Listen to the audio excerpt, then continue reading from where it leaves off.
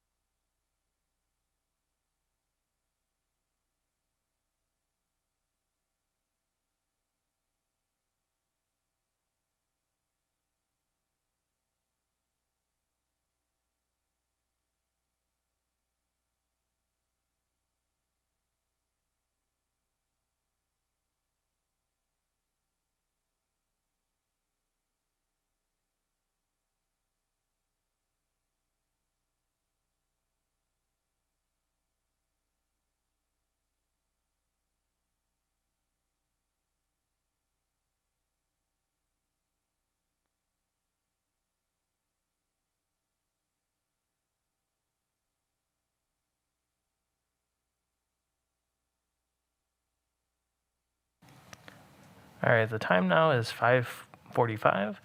I'd like to call the Business Operations Finance Committee meeting to order. May we have a roll call, please? Yes, Spencer Anderson, Present? Sean Levy, Present. all members are present. Thank you very much. Our next item is the approval of the agenda. May I have a motion to approve the agenda? So moved. And I'll provide the second. All those in favor, please say aye. Aye. Aye. And the motion passes unanimously. The next item is approval of the minutes. May I have a motion to approve the minutes from the September 7th, 2021 meeting? So moved. And I'll provide the second. All those in favor, please say aye. Aye. Aye. And the motion passes. All right. Next item we have is the financial reports for August 2021, or August of 2021.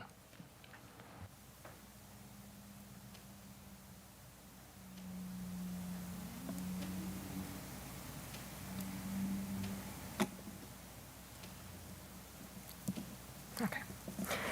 Good evening. So tonight we're looking at the August 2021 financials. As you can see in the general fund and special ed fund, there's not a lot of activity in the summer months. Don't receive much revenue in August, but we will receive a good portion of equalization aid again in September. As far as the other funds, there's not a lot of activity this time of year. Looking at the revenues for without grants, just a reminder that the budget numbers won't appear until the original budget is set later this month. We're seeing some slight revenue increases this year, and this is due to the in-person format. And the other item to note is that the other revenues are a rebate that we received earlier this year than we did last year, so it's just a timing issue there. Looking at expenses without grants, again, we're seeing some expense increases due to the in-person format and the expanded summer school that was offered this year. Capital objects increase was due to facility vehicle purchases.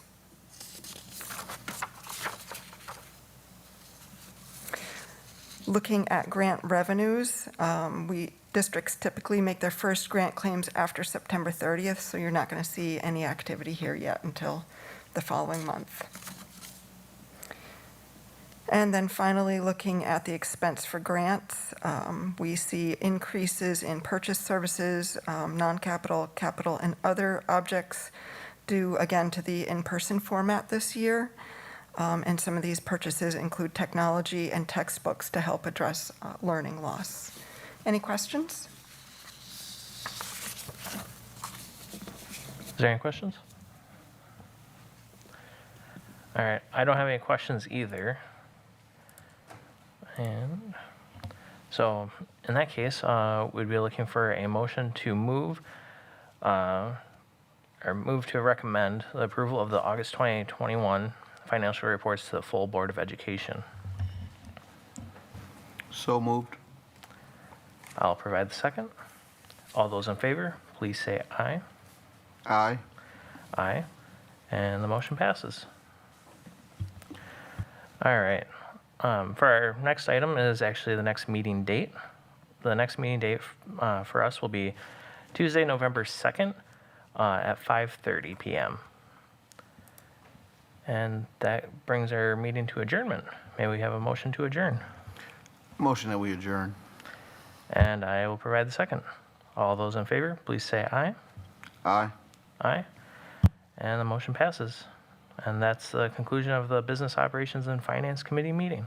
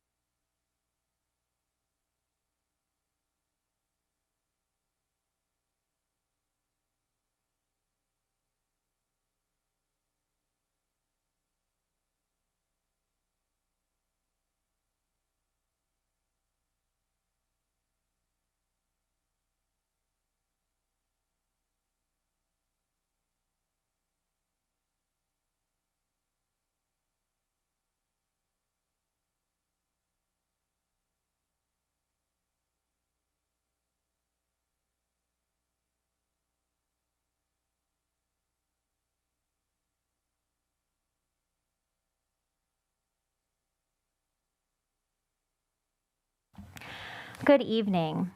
The time is 6:32, and at this time, I'd like to call the Human Resources Committee to order.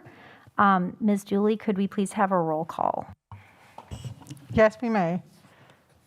Greg Snyder, Here. Megan Miller, Present? Sean Levy, Present.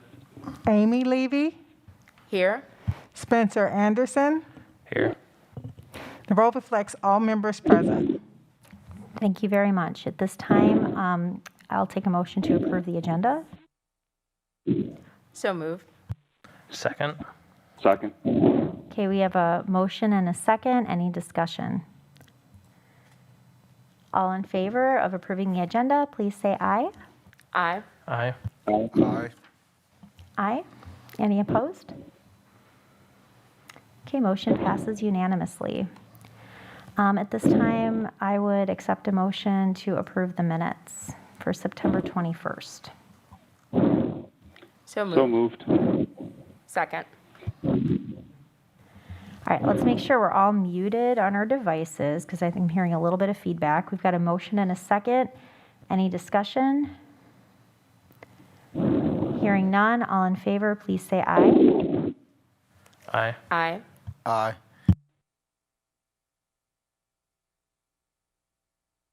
Any opposed? Oh, sorry, aye. Okay. All right, so that concludes our meeting opening items. Getting into item 2, employment recommendations. Does anybody have any open session comments for the HR committee report at this time?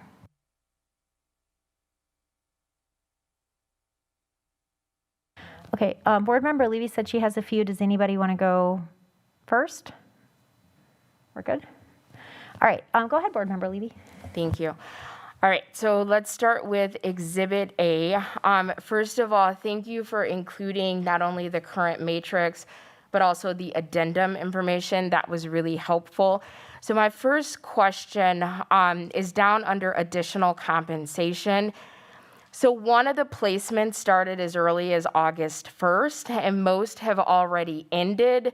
So why are we being asked to approve something that's already complete, and why didn't these appear before the board sooner? So with these compensations, we wanted to make sure that we had a date when we felt that that the additional duties would be done, and in some cases we were not sure when they would end. In some cases we were trying to get stability and the support for Robinson, so we tried to get as few additional people to support Kelly in the additional duties while Ms. Thibodeau's been out. We do have a tentative return date for Ms. Thibodeau, so now we're able to bring these all together as one. So when we talked with these individuals, we let them know that we would do this once it was at the end, and they were all okay with that. So I guess just my concern, and I don't know how other board members feel about this, we're being asked to approve something that has already happened, and I would prefer to be in a position of approving something that has not happened yet. Does that make sense? It does. Unfortunately, that doesn't always work in the timing with bringing approvals for additional.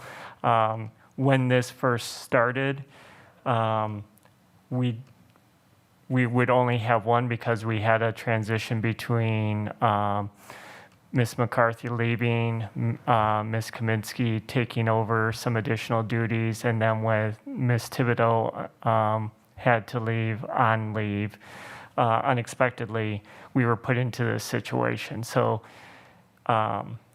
ideally, if we had enough forewarning, like someone was going to be on maternity leave and we knew that they were going to start on this date, we would bring it beforehand. But in this case, it didn't work. It wouldn't work out that way. So we let people know that once they've completed their duties or we have a return date when we know that these duties will end, we'll be bringing it to the board at that time.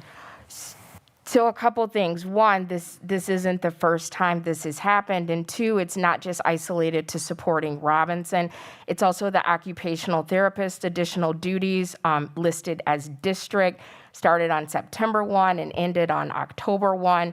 So started over a month ago and has already completed. And then also the CODA additional duties at the district level as well. It's the same situation. So it's not just the situation at Robinson. But my other question at Robinson is Jamie Thompson, is my understanding she's an AP at Beloit Memorial. Is she currently stationed at Robinson until the end of October? As of right now, yes. So we're in the process of backfilling at the high school for her position. Okay, and this can be a conversation for a different day, but I'm just wondering if the assistance is needed at Beloit Memorial, why someone would be pulled from Beloit Memorial, and then we would need to have support in 2 different buildings instead of 1. But again, the overall point is, I would like, except for extreme situations, to approve things that have not happened yet, instead of being asked to approve something that has already happened. If we move to Exhibit B, my first question is, again, thank you for that additional information. For the noon supervisions, for elementary schools, the cap is $4,200. And for noon supervision at the intermediate level, the cap is $9,660. And there's lots of them listed. So I just want like a verbal confirmation that we are under those caps at both the elementary and the intermediate level. Yes, we are. Perfect. So my next question, so Whitney at Todd for student council, it has a 50% split, and I have a few of these, but it doesn't list who it's split with. So is there a reason why, because in some places they are brought together and it appears here and everything looks fine, but when they're separated, that can make it confusing. Is there a reason if there's a split, both people aren't listed? Yes, there is. And that is when a teacher or a professional educator takes these addendums, they can do these addendums the next year and the next year, and it's not a new assignment, so they continue to be issued their addendum. So the other half of this addendum is being filled by someone who already was doing that job last year or the year before, and that those are not new positions, so those do not come to the board for approval. Okay, could we list, just so that we have it for accounting, like who the other split is? Doesn't need to be approval, but it's just there for information, so it doesn't look like anything's just left off. And then my other question is, there are 2 Destination Imagine addendums. The one at Fruzen is making $1,000, and it's treated as an addendum, which is separate from the matrix. And the one at Todd is making $232, which is treated as an activity. And I'm wondering if they're both for Destination Imagination, why isn't it the amount that's listed on the addendum specifically for that activity?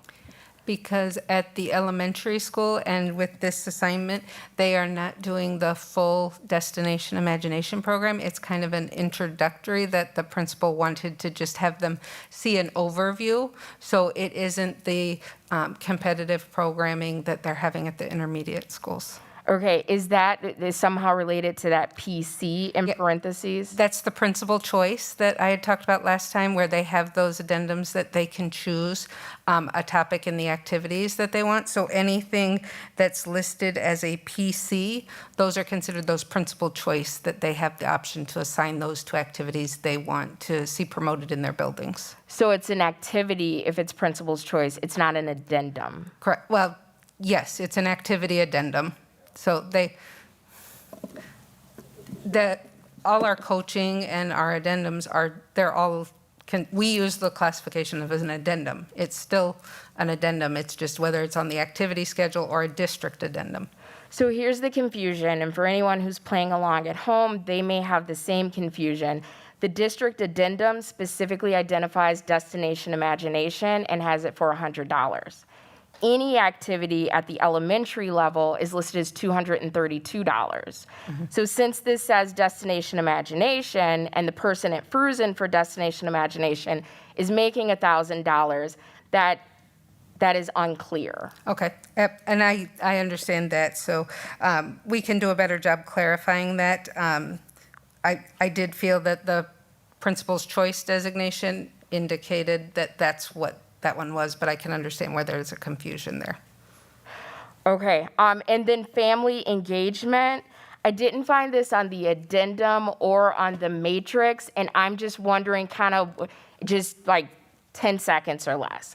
The scope and then the duration, because $116 seems very low, and I understand it's being split, but we're asking these two individuals to do the critically important work of family engagement for what period of time? That, again, is a principal's choice addendum that they did. They wanted to split it, and what the school has going on is that is kind of their point person to facilitate getting information out about family engagement activities that they're hosting at their school. So, Okay, so is this a year-long? Yes. Okay, so we want someone to do a year's worth of family engagement and pay them $116. well, they're not doing the actual engagement work. They're helping to promote it, but it would be the same as student council or those other activities that are getting paid $232 for an entire year. Okay, it was listed as family engagement, so I thought it was family engagement. Yeah, no, they're kind of helping communicate about the family engagement activities that are going on at their school. Okay. And then on the next page, for the Merrill APTT, it's split 50% and it has $232 for each of them. Shouldn't that be $116 if they're splitting a total of $232?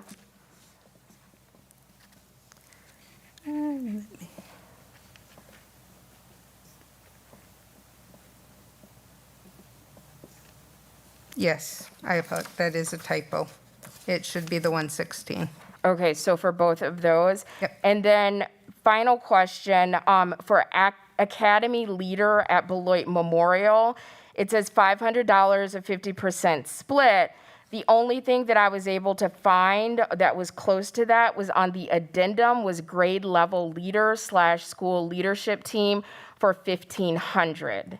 Is that the correct classification? Yes, it is. Okay, and that should be $750 then, right? If it's a 50% split of the $1,500? Yes. Okay. Are there any other changes that need to be made to Exhibit B? I don't believe so.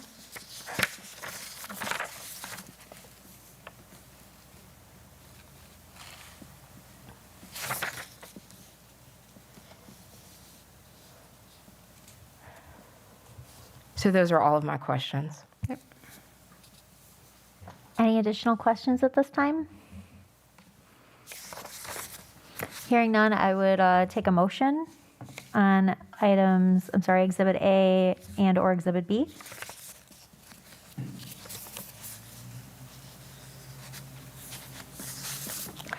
I move approval of employee recommendations Exhibit A and B with the changes on Exhibit B. For the APTT champions, that's a 50% split. Both of those amounts should be changed from $232 to $116. And for the Academy Leader at Beloit Memorial, the last page of Exhibit B, that amount should be $750 since it's a 50% split instead of the $500. We have a motion. Is there a second? Second. Second. Okay, we have a motion by Levy, second by Anderson. Any additional discussion? Hearing none, all those in favor, please say aye. Aye. Aye. Aye. Aye. Aye. Are there any opposed? Okay, motion passes unanimously. Thank you so much, Ms. Armstrong, and thank you to the board for that discussion. if there is no other business for employment recommendations, are we good? Okay, then I'm going to proceed to item 3A, our next meeting date. The next meeting date for the Human Resource Committee will be Tuesday, October 19th at 6:30 p.m. At this time, I'll take a motion to adjourn. So moved. Second? Okay, motion by Levy, second by Anderson. All those in favor of adjourning the Human Resource Committee, please say aye. Aye. Aye. Aye. Aye. Any opposed? All right, meeting is adjourned. Thank you very much. Those who are out in the crowd, we'll start our regular board meeting at about 7.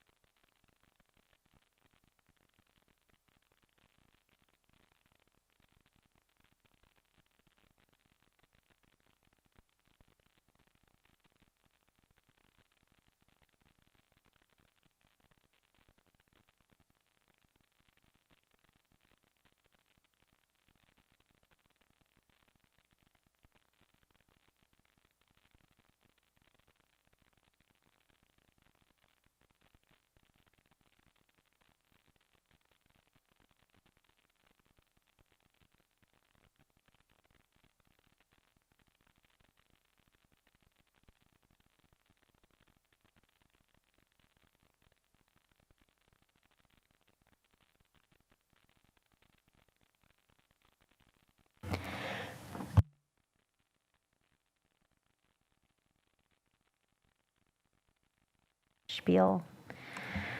All right, good evening. It is 7 o'clock, and at this time, I'd like to call our regular board business meeting to order. Before we get started, I have an announcement. The Board of Education would like to let our families and viewers know that our regular board meetings are being simultaneously interpreted. You can watch the Spanish interpreted meeting through the link found at the board website under the Watch Meetings tab with tonight's date. In order to accommodate this interpretation, we will be monitoring the pace of our meeting to allow time for the interpretation, and I would like to remind our board members and others speaking to please speak one at a time. Thank you so much for your consideration and understanding. At this time, I'd like to ask for a roll call, please. Ms. Dooley, when you're ready.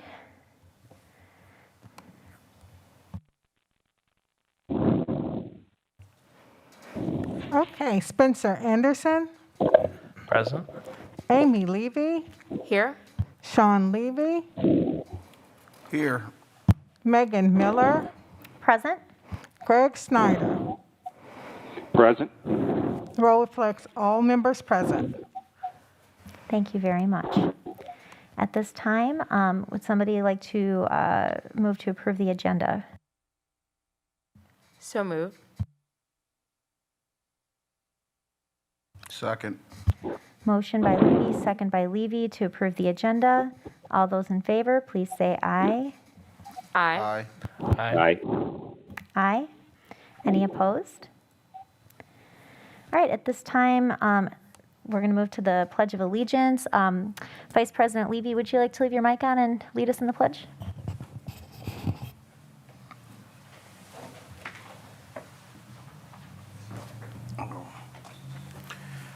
I pledge allegiance to the flag of the United States of America and to the republic for which it stands, one nation, under God, indivisible, with liberty and justice for all. Thank you very much. That brings us to public comment. Are there any emails or people present wishing to submit a public comment? Yes, we do have present with us David Ramirez of 2112 Roosevelt Avenue, who would like to speak to us tonight. Thank you. If you want to come on up and just state your name and address. David Ramirez, 2112 Roosevelt Avenue in the beautiful city of Beloit, Wisconsin. My comment for this meeting is that I do believe that there should be a protocol in the way that comments are made. It's kind of funny how I remember being seated at one of these meetings before, and a long time ago, somebody used to sit on that board and try to shut me up in a way where she thought that she was going to be able to do this right here to hurt somebody sitting down trying to have a conversation with you guys. It didn't happen. We're here again. I don't know what you guys are gonna decide to do or how to do it. I've never, I guess, agreed to with the whole thing that I get to speak right now, but then I get to sit down, and then if you guys come up with something, I gotta be careful how I say it because now I'm interrupting you guys. So in the middle of the meetings, there is some things that come up sometimes that we would love to give a comment with, but I know you guys are here to do a job also, so I know how that kind of gets in the middle of all that. So I understand that now, I do. But I think that we still need the transparency, and I think that if we're gonna be able to do something to get along between you guys sitting up there and us over here, we've never had another public gathering with the community to talk about like an actual listening session. We still haven't done that again. So there's a lot of different ways that we can get our communication, or the things that we want to communicate to you guys. There's different ways to do it. So if this is gonna, I don't know what you guys are gonna end up deciding or not, but I really think that you guys should really think about how we communicate with you guys. And this is like the first thing that comes up in the meeting. So the agenda keeps going and you guys keep talking about things. And if I'm sitting down, this is my one time to speak. And then after that, do I still have a chance to speak? If something interesting comes up, do I just wait? I know there's emails and all that, but sometimes just being here in the moment just is different than an email or writing somebody a letter or a text or a message or anything like that. So I know this is really important to me. So I just wanted to speak up on it. Thank you. Thank you so much for coming and sharing your comments this evening. Are there other public comments at this time? All right, thank you very much. All right, that takes us to item number 3, the Superintendent's Board Report. All right, so thank you, Board President Miller. This evening I have Lisa Voisin from Baird, who is going to give us our school finance and school funding 101. She's prepared a presentation. Baird is our financial advisors and has been for quite some time. So while this is School Finance 101, it is also very much tailored to the unique community of Beloit and the school district of Beloit. So unlike past presentations, which may cover some general topics, there are some uniquenesses to our demographics and our location and our context that are important for us, and she's able to build that into the presentation. So with that, I'll turn it over to Lisa. Hi, everyone.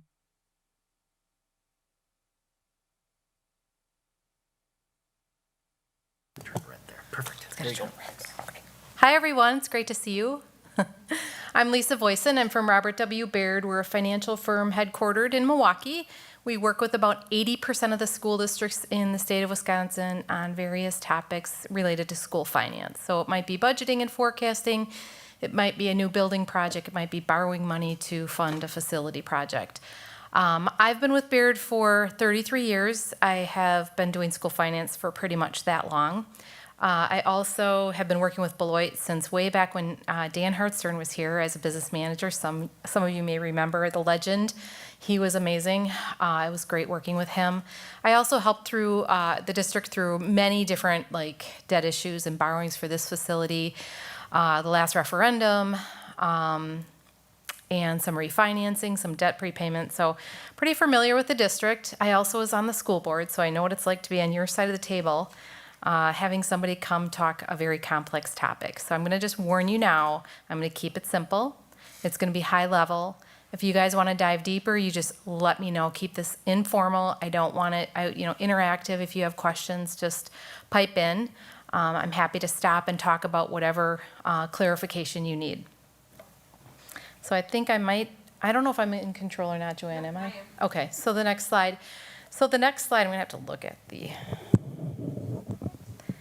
what I did was I just broke it out into categories. So I think there's 8 categories that I think are the most important. There's many more that go underneath each one of these categories, but revenue limit, tax levy, equalization aid, fund balance, those are all buzzwords that you're going to hear. You're going to hear Joanne talking about it.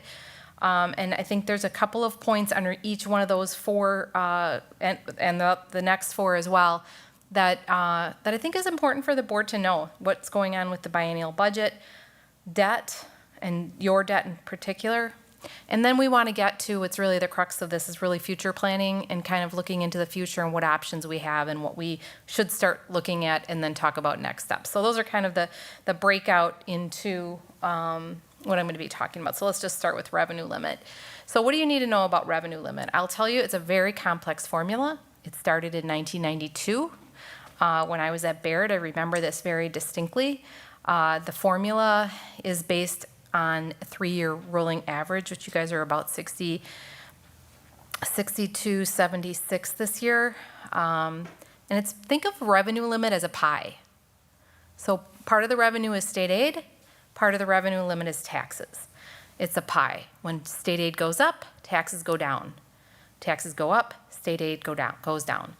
Super important to understand because you'll often hear people say, oh, the state's giving you more aid, the state's giving you more aid. And we're thinking, we have more money to operate, we can hire more teachers. No, that's not the case at all. When they give you more aid in the form of equalization aid, all it does is reduce taxes. It doesn't change the pie. The pie stays the same. More aid, less taxes. And the aid is determined by the state. One thing I wanted to point out on that slide, flip back quick, is that one way to increase your funding, so you're in a situation where maybe you can't balance the budget in a particular year, is you can ask voters, could we increase our taxes so we could have more money to operate? And that's that exemption. So basically it's a membership times a per pupil dollar amount dictated by the state. And I told you your membership was right around that 62.76. And you would add exemptions to that. One exemption is what we would call an operating referendum. You're going to hear that buzzword. I'm going to be saying it tonight. Operating referendum is asking taxpayers for additional funds or the ability to levy more tax in order for you to balance your budget or continue to operate. Super important concept because people ask, how do I get that pie bigger?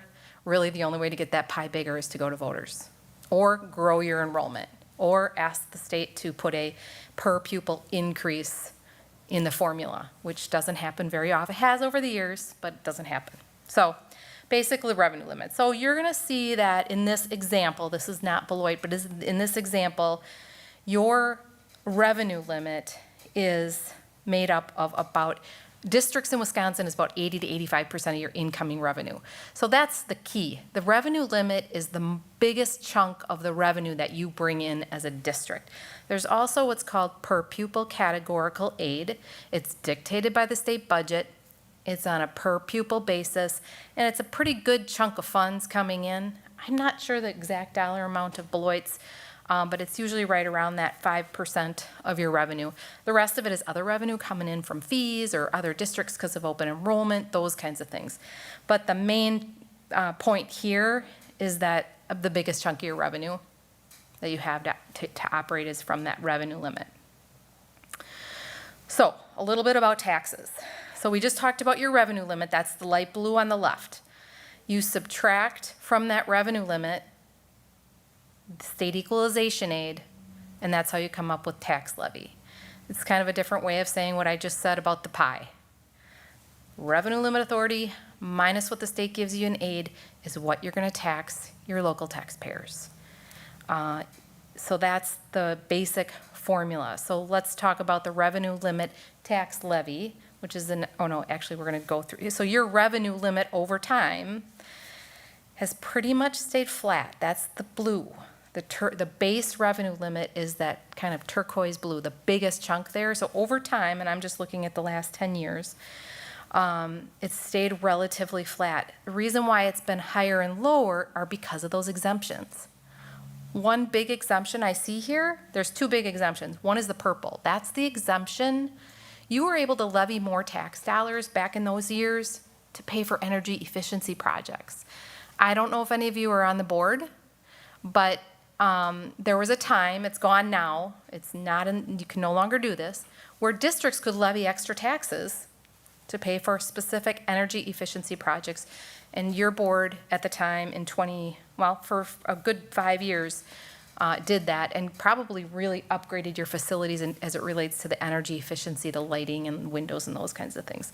So great job, it's gone away. And that's part of the reason why we might have a little bit of an opportunity for the future, and we'll talk about that.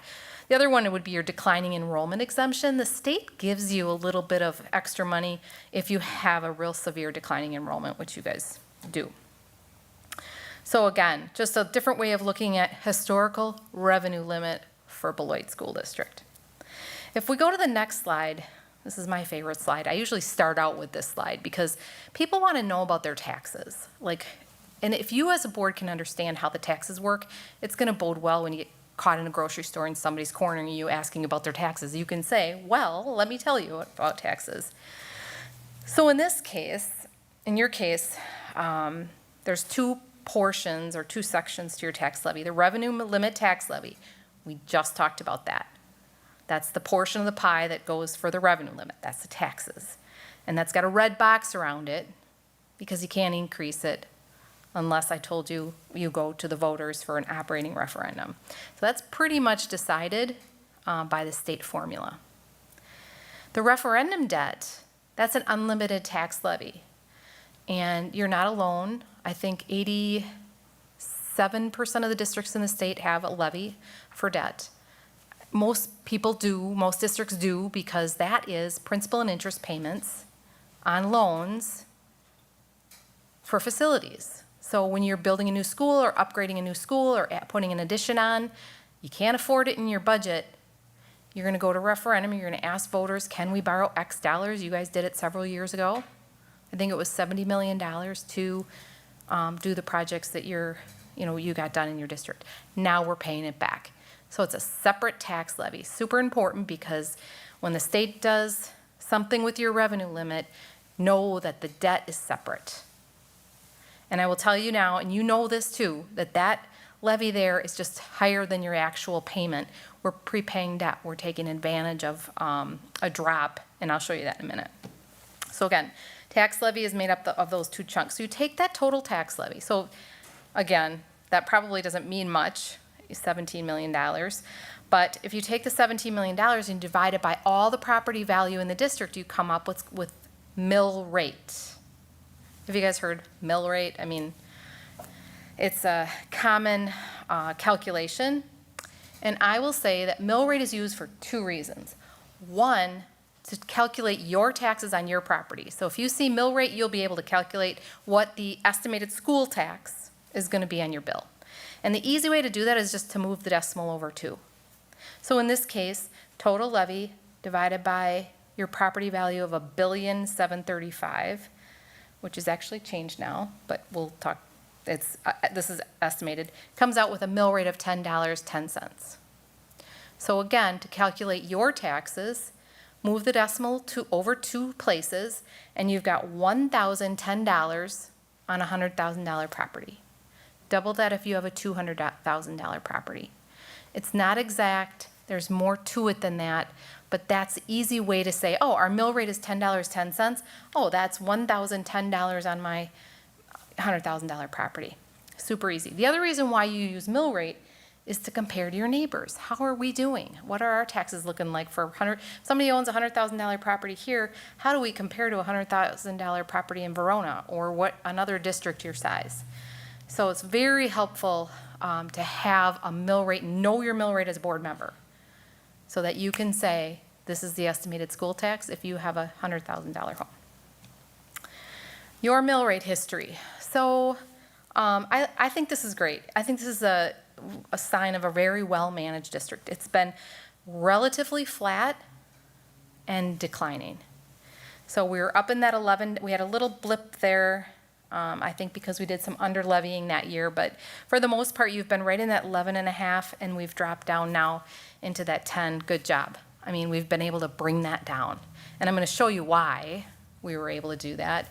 And I believe next year, so this is showing the 2020 mill rate, so that would be last fall.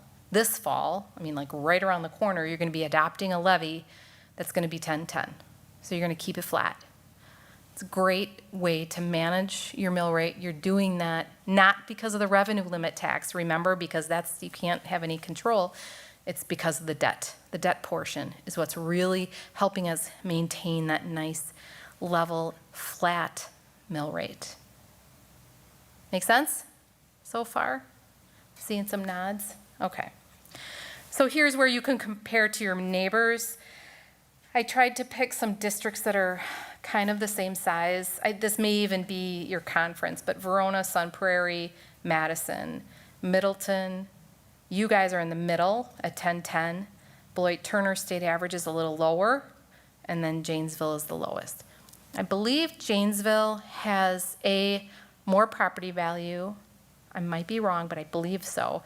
And I believe they have less debt levy. So that's why they're keeping their mill rate low. That may change. So again, I think this is something to be proud of. You guys are right in the middle of the road. Okay, so now we're going to go into that equalization aid I talked about. And remember that when the state says we're giving you more aid, it doesn't mean more dollars in your pocket. It means less taxes. When I say that, I should say equalization aid. So when the state says we're going to build the equalization aid pot, which they did this year, you're not alone. There's a lot of districts that are getting more state aid. Your aid number is 68.7 million, and that's an increase of 1.3 million. So, I mean, you're extremely highly aided district. Why is that? Again, state formula. If you're property rich per student, so your high property value per student, Lake Geneva, Elm Grove, or Elmbrook, Middleton, those are the districts that get less state aid. That's how the formula works. Higher property value per student, less state aid. Your property value per student, you have a large, lower property value, I should say, it's large, but it's lower, per student is low, so you're considered more property poor. That's why you're getting such an inflow of state aid every year over year. You're probably, if not the highest, one of the highest aided school district in the state of Wisconsin. What does that mean? It keeps property taxes down. The more aid you get, I know I keep saying that, but the more aid you get, the less property taxes you have to levy under the revenue limit. So it's be proud of that. I would be proud of that. So then the other component of state aid that a school board should really understand, and I am not going to go into the detail of the formula because I'd really lose you, but there's 3 tiers: primary, secondary, and tertiary aid. Okay. You guys will never get into negative tertiary, so I'm not even going to talk about that. You are in positive tertiary. But basically what it's saying, I just gave you a little bit of a history. I know it's super small, but basically what it's saying is that for every dollar you spend, new dollars. So say you have a new loan or new debt payment, or you ask for new operating dollars, you get 62% of that back to the district in the form of state aid. Every dollar, you get 62 cents on the dollar back. It's really important. And I hope that message can get out there at some point if we start thinking about, any, future projects or whatever. So 62 cents on the dollar comes back to this district in the form of state aid for all new spending. The primary and secondary is part of the formula, and it's basically the first $1,000 you spend per student, you get 86 cents on the dollar. The next 8,000 you spend per student, you get 82 cents. And then on the tertiary, which is where I go right to the tertiary because that's where you're at, it's 62 cents. So it's gone down over time, and that's a sign of you're getting a little bit more property rich over the last 5 or 6 years. So I'll pause. Questions, state aid, taxes, tax levy, anything that needs further clarification, otherwise I'll continue.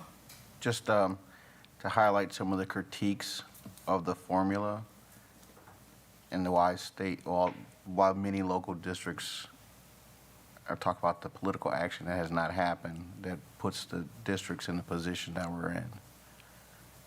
So critiques of I'm going to be talking about. To critique it, but to explain Right. issues that districts are Some of the commonly issues. facing because of how things are structured. Yeah. And they're So- structured like that on purpose. Yep. I'm going to talk about the state budget in a second, but to that point, the big issue that people are having again is you're hearing that there's more money. You're hearing that the state is giving schools more money. As I've said several times standing here, more equalization aid does not mean more money to the district. It means less money for taxpayers. I look out here because, the community pays less in taxes. And so it makes it very challenging for districts. It's great because taxes are going down. That's great for statewide because there's more money in the aid pot. But what's more challenging statewide is how are we going to balance our budget? We've got the ESSER money, we have the state funding, or the federal funding. That's going away. So there's concern out there about how are we going to balance our budget? And I know you guys probably will be talking about it later too. It's a concern statewide. You could balance your budget with fund balance, which leads into the next slide. And I don't know what your comfort level is in terms of fund balance, if I need to kind of go back to the basics, but fund balance helps you because your revenues come in 4 or 5 times a year, but you're paying your expenses, which is mostly salaries and benefits, every 2 weeks. So you've got to pay out these expenses when sometimes you're waiting for that revenue to come in. You're waiting for the taxes to come in. You're waiting for so districts keep a fund balance. And there's other reasons why, but that's a main reason. It's for cash flow. So they've got the money to make their expenses. Then when the state aid comes in, which is it's not every 2 weeks. When the state aid comes in, they can replenish. So districts keep a fund balance for that reason. Many districts use their fund balance for other reasons. One-time expenses, bridge the gap. Maybe they're having a negative year and they want to use it for that. That scares me, but that's an option. So for Beloit, you have, and another reason districts keep a strong fund balance is for your bond rating. I'll talk about that in a second. So at Beloit, you have a fund balance policy. You've had it for a long time. You know, as board members, you should know that your minimum fund balance percentage is 18. That's a great policy from a rating agency standpoint. The Moody's and Standard & Poor's, they'll stamp a rating on your loan when you go out and borrow money. If you have a high, strong fund balance and you're adhering to your policy, you're going to get a good, strong bond rating. Right now, you're at an A+, which is a good bond rating, but we got to continue to look into the future into how can we get that upgrade. Because an upgrade in bond rating, I want to correct you on one aspect. It doesn't say it's a minimum of 18%. Okay. It It's is a goal. between. Oh. Yeah, so we have a projection of between 14% and 24% with a board goal of an 18%. Got it. Okay. So just wanted to Okay. clarify that language. Written policy 14, I thought it was a range, 14 to 24, right? Yep. But your board goal is 18, which again, that's perfect for a bond rating.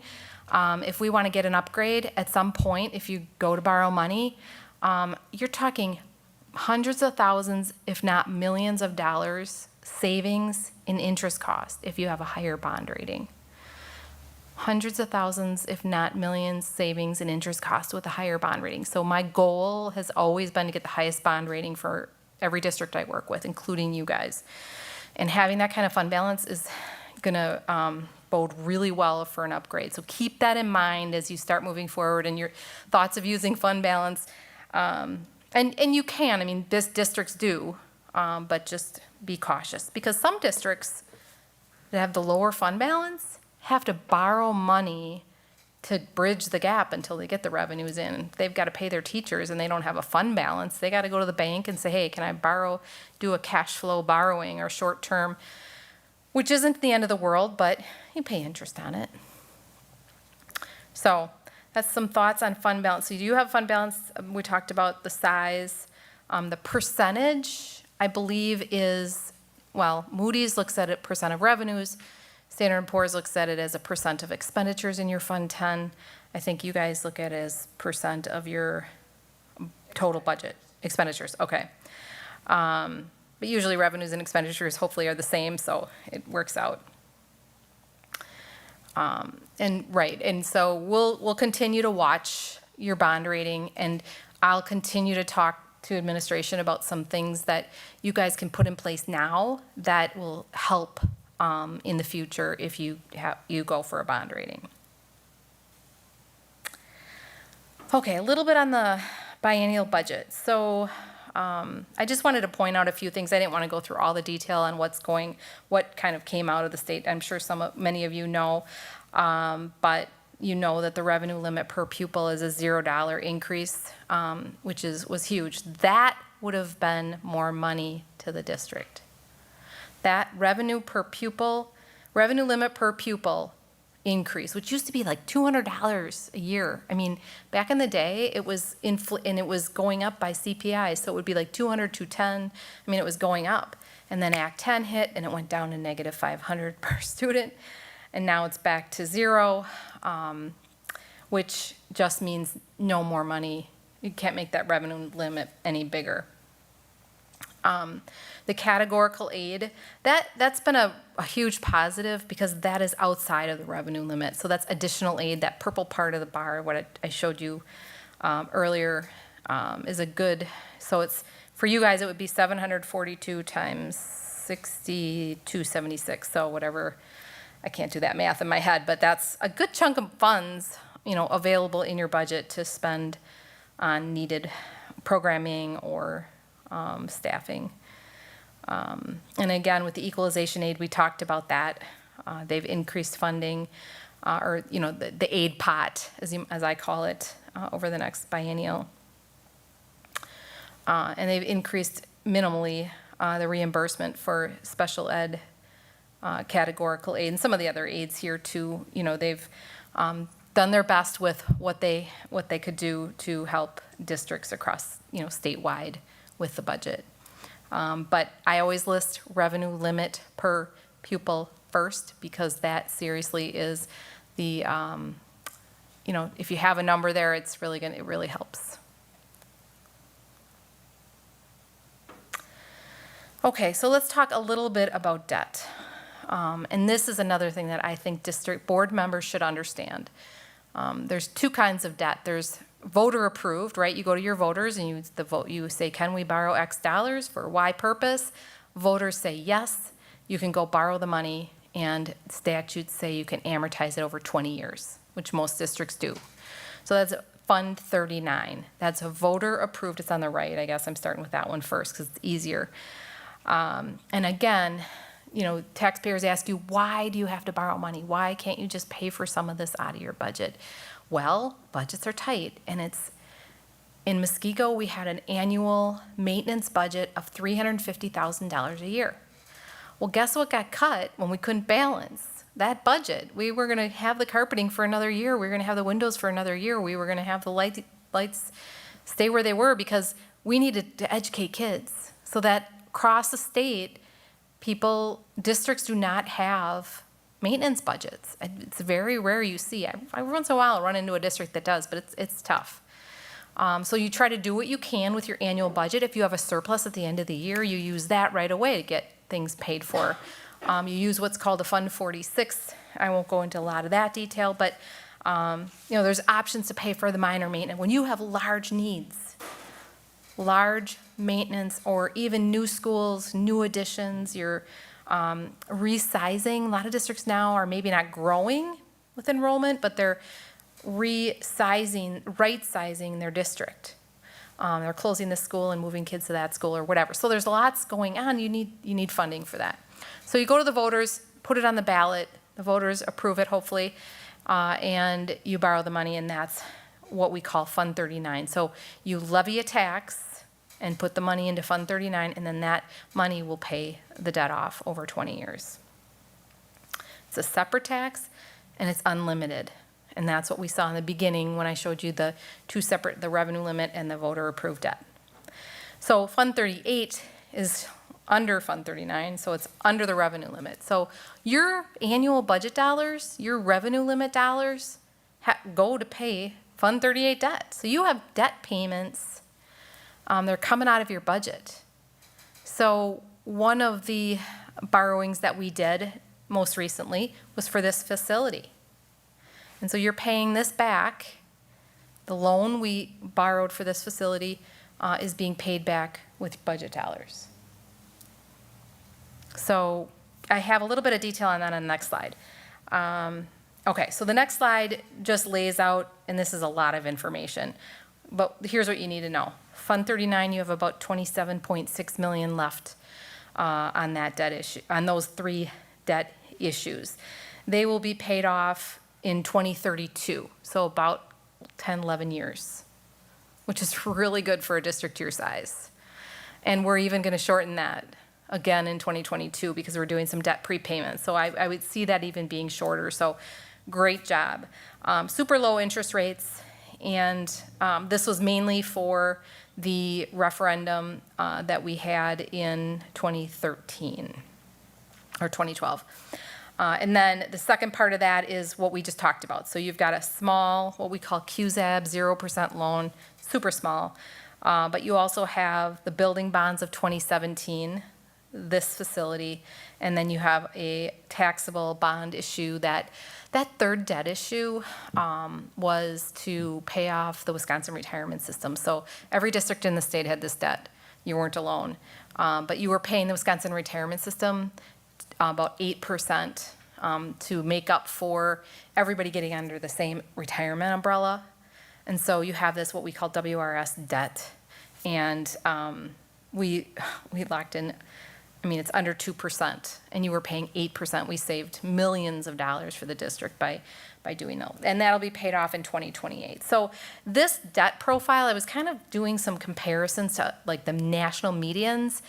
You're good. I mean, you're in the AA category, so you're a notch up from the A that you are right now. So you don't, not having a lot of debt, having it paid off quickly is good, but you also have to consider the flip side of that is where are your facilities, and I don't know, but you know that's something to be thinking about too, is you don't have a lot of debt. Another question, and again, board members understand that there's a state statute that says you cannot have more than 10% of your equalized value, all the property value in the district, as debt. So in your case, you cannot have more than 191 million. Now you're not going to hit that, of course. You've got about 37, so that pie chart kind of shows how much of the debt limit is outstanding. That purple piece is how much debt you have. And you have the capacity to borrow 153 million. You're not going to get there, but just know you're limited. And if somebody asks you, you can be educated and give them a good answer. Okay, a couple more slides. So the future planning, this is, I think I've showed this to you when I was here in the spring when we were doing some debt defeasance, and we've spent a lot of time, the administration and Baird, looking at this because it's huge, and you guys need to be aware of what opportunity that you have in front of you. This is pretty unusual to have this kind of opportunity, and it started off, if we go all the way to 17, 18, you're looking at that mill rate that you've seen before in previous slides, but now I've broken it out into chunks. So I broke it out into your referendum debt, which is the turquoise, the operating portion of your mill rate, which is the black, that's that revenue limit piece. And then on the first 2 bars, you can see blue. That's the energy efficiency. You were able to levy a tax to taxpayers and bring that in and pay for all the energy efficiency projects. It was called Act 28. It's gone. You can't do that anymore. So come 2019-20, we had to seriously think about, do we want to let our mill rate drop to, under $6? It would be a huge drop in your mill rate. And not knowing what the future held, we decided, and you and administration as a team, that we were going to fill it in with yellow. And that yellow is prepaying debt. Shortening your 20-year loan from the 2012 referendum a couple of years. And we did it again last year, and we did it again. So we have saved, by shortening your debt, we have saved where's my number? $4.5 million for district taxpayers in interest costs. So I have a question. When determining to fill, thank you. When determining to fill in that mill rate with the yellow, which is the debt prepayment, since the mill rate is, excuse me, is what residents pay for property taxes, that school portion, was the community brought in on that decision to say, hey, your mill rate could plummet, or the district could use this opportunity to prepay down debt, and this is how it would benefit all of us? I mean, the board was brought in an open board session. I don't know if we had a community listening session, which I love what you said, because you should, that's a great idea. But I mean, it was talked about at the board level. Yep. So we dropped it, we decided to go from 1173 to 1030, and then drop it again to 1010. So we've had 3 years now. Did I not answer that correctly? Go. No, I just wanted to add that as part of approving the budget, there is a statutory listening session for that. So ours is scheduled on the 26th, ahead of the final board. Got it. Okay. Yep. Thank you for clarifying that. No, and thank you for that clarification, but from my perspective, there's a difference in, hey, the mill rate might drop, and saying, hey, you could have the option to have much lower property taxes, or keep the same level property taxes, and this is how the district would benefit. What do you think is best? So that education piece for the community, so they can be a part of informed decision-making, instead of just posting, because most people have no clue what the mill rate is, or how that impacts them, how to calculate it, et cetera. Yeah, that is an excellent question, and it also has to deal with how we're structured as a district. So as a unified district, the board gets to make that decision, and the community can provide input. In a common school district, and check me if I'm wrong, that's when they have those annual meetings, and they have to elect a board to approve the budget. And so that's what you see like in other districts, where you have community members taking the place of the board in setting those budgets. So it's slightly different because we're of the structure, but the intent is that not to exclude the community from the conversation. And it was future planning. It was future planning, and I don't know a lot about what was discussed, how many community members were there, but it was more about what's going to happen in the next biennial budget. Do we want peaks and valleys? Do we want to see it drop? Because I know everybody loves that, but turn around and have it come back up again.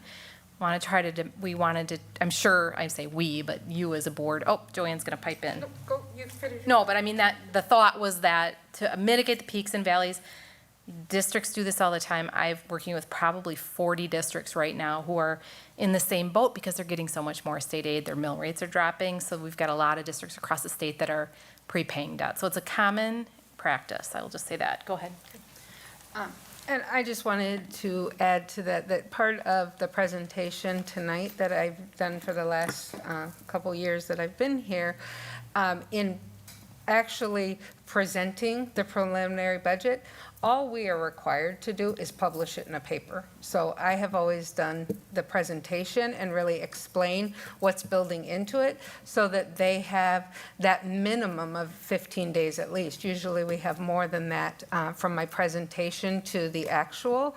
And that is the opportunity in my mind as well to let the community feed into what is going into this budget, what it looks like, and what is factored into that so that they have ample time to conduct conversations with you as board members.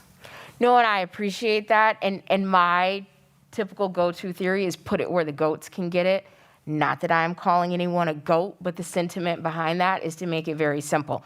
I am certain that your presentation is going to be brilliant, but what are the 3 points?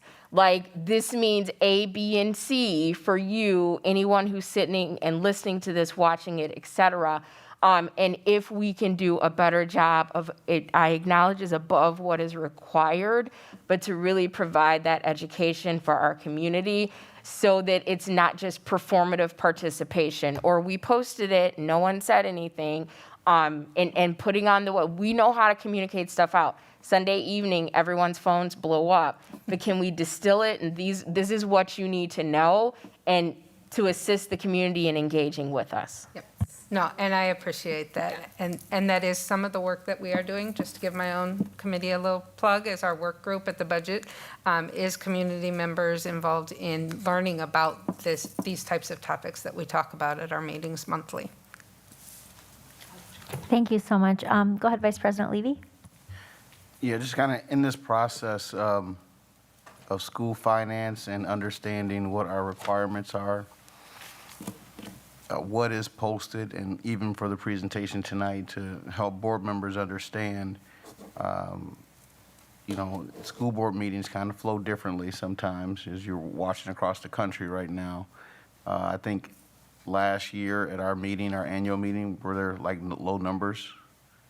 Yeah, we Extended the phone call a couple different times for people to try to get on. So, open government and a transparent government is good. But these are also sometimes areas where citizens step back because they don't have a familiarity with what things are happening. So like I said, I did participate as a citizen on the committee that Joanne is talking about to help provide a level of understanding so people can approach this in a knowledgeable space. But in the end, like you said, there's the state money, the money that's coming from the state, our property taxes, and people understanding what they pay in property tax and what these terms mean to us is really to create that picture for what we need to do to educate and provide educational services for our community. It's in that space, and then as Board Member Levy, as you like to say, that's the high requirement for school board members to read and think and be prepared.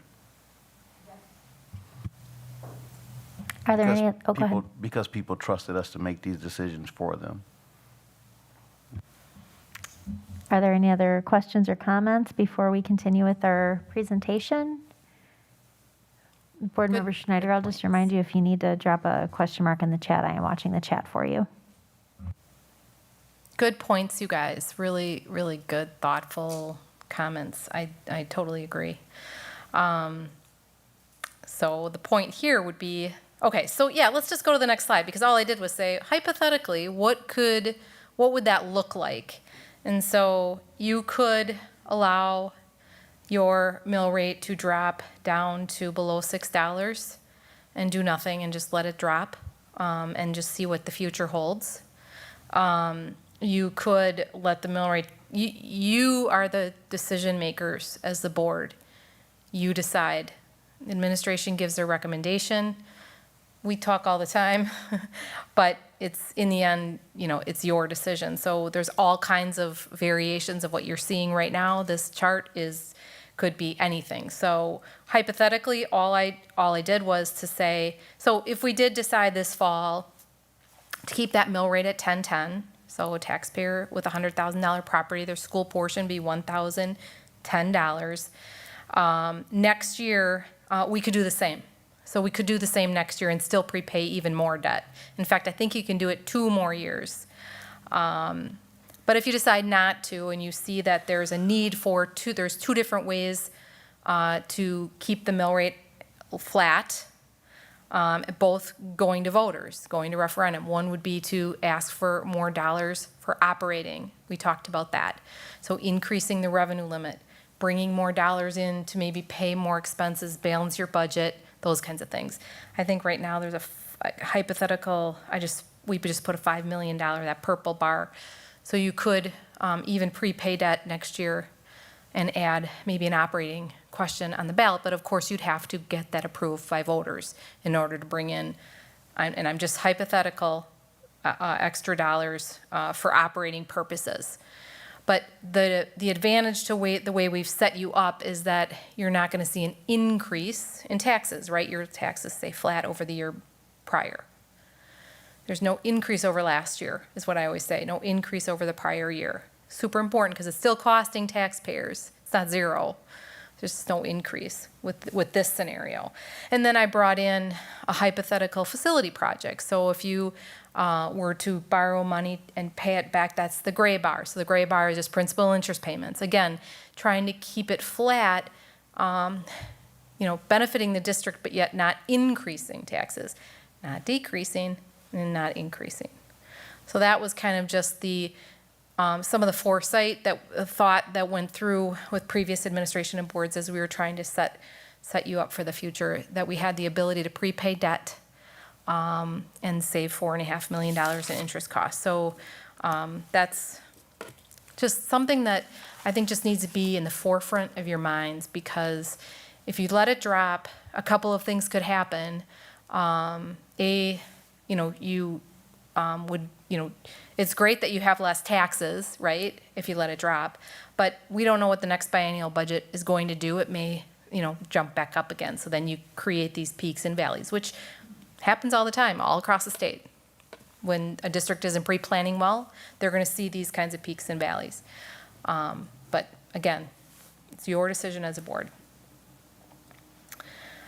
I'm going to skip by, this is just the referendum dates for 2022, February, April, August, and November. No referendums in odd years. You can only go on a primary or a general election date. And I'll just leave it at that. High interest elections there? I don't think I have slides in here on that, but the presidential election year, November of the presidential election year, and we've gone back 8 or 9 cycles, is by far the best time for schools to put questions on the ballot. We've had the highest passage. We also had a record in the last gubernatorial election for success for Wisconsin schools. November is always a better, statistically, a better month than April, just from a statistic standpoint as far as pass-fail. I have all the stats. But I'm not a fan of stats, because you go when you're ready. You go when your voters are informed. When people know what they're voting for, people understand it. That's when you go to referendum. You don't wait and go a day because you know statistically it's going to be better. You really have to have a good team to help you get there and help you inform the community, because it's super The prep important. and the planning work to go to referendum has to be done to have a likelihood of passage. A lot of community engagement. I've been through 222 referendums in Wisconsin, and the ones that have the facility advisory committee, the community engagement, you would be great on that committee. But, community members who are actively involved, those are the districts that get referendums passed. Right, the yes vote where the community is actually driving it. Yeah. But you have to be careful as an admin and board that you're informational only when you're here, especially. Yeah. There's a lot more to that, but maybe that's for a different day. But I did want to point out to you, first of all, you guys have never gone for an operating referendum. I mean, I think there's about 11% of the districts in the state that haven't. So that's kudos to your district, because you've been able to, balance your budget or run the district without asking voters for more operational money since 1992 when they were implemented. There's a lot of districts that can't say that. But you did go for some debt issues, again, the 2012 one I talked about. And then again, way back in 1992, we have that listed, but very few times that you've had ballot questions in Beloit. So there's going to be a huge education process here, huge. And then it's always good to know what your neighbors are doing and what they're asking for. So I just put those on. I'm not going to go through these, but I will say, like Madison, for example, they had a debt issue question on the ballot where now they're levying a tax for principal and interest, but they also had a recurring operating referendum. So this is like asking taxpayers for additional money every year, forever. There's no end, no sunset. And they got that passed. Versus Janesville had a non-recurring NR. For 4 years, they're asking for funds. So if it comes time, I can come back and we can talk more about that, about like different types and how much and why and length and all of that. Because that's another probably 45-minute discussion. So, but again, just knowing what your neighbors are doing is just, I think, good for a board to understand and have. So, next steps related to this presentation really is, you're going to certify your levy, decide whether we're going to do the debt prepayment, and then thinking about future planning. So what does that look like? What does future planning look like? Well, you got to have your team in place. So you have to have your partners, whether it be an architect, construction manager, or just an architect, but your survey company, have your partners together early to start the process. In your case, it's going to be a process. It's not going to be 6 months. It's going to be a process. So thinking about those kinds of things. And, I skipped to the facility study. And then, bringing an architect on board just to do a facility study. And I know you've had some of those done, and you've had a lot of work done around that topic. So we don't want to reinvent the wheel, but we do want to get someone experienced who can get you through the process. And as far as operational funding, I highly recommend, and it's I know you're going to be mad at me, but the Baird budget forecast model, or a budget forecast model, super important as you're looking into the future, especially with what you have in front of you, this huge drop, to be able to forecast, not only the second year of the biennial, but the next 4 years. And what does that look like on your budget? And Baird has a model that we use for 300 school districts across the state. Put your data in and spit out a projection about what it's going to look like in the future. And that's a great way to determine, well, if we're going to go for an operational referendum, how much would we ask for? Well, having a budget forecast model will help you forecast those numbers.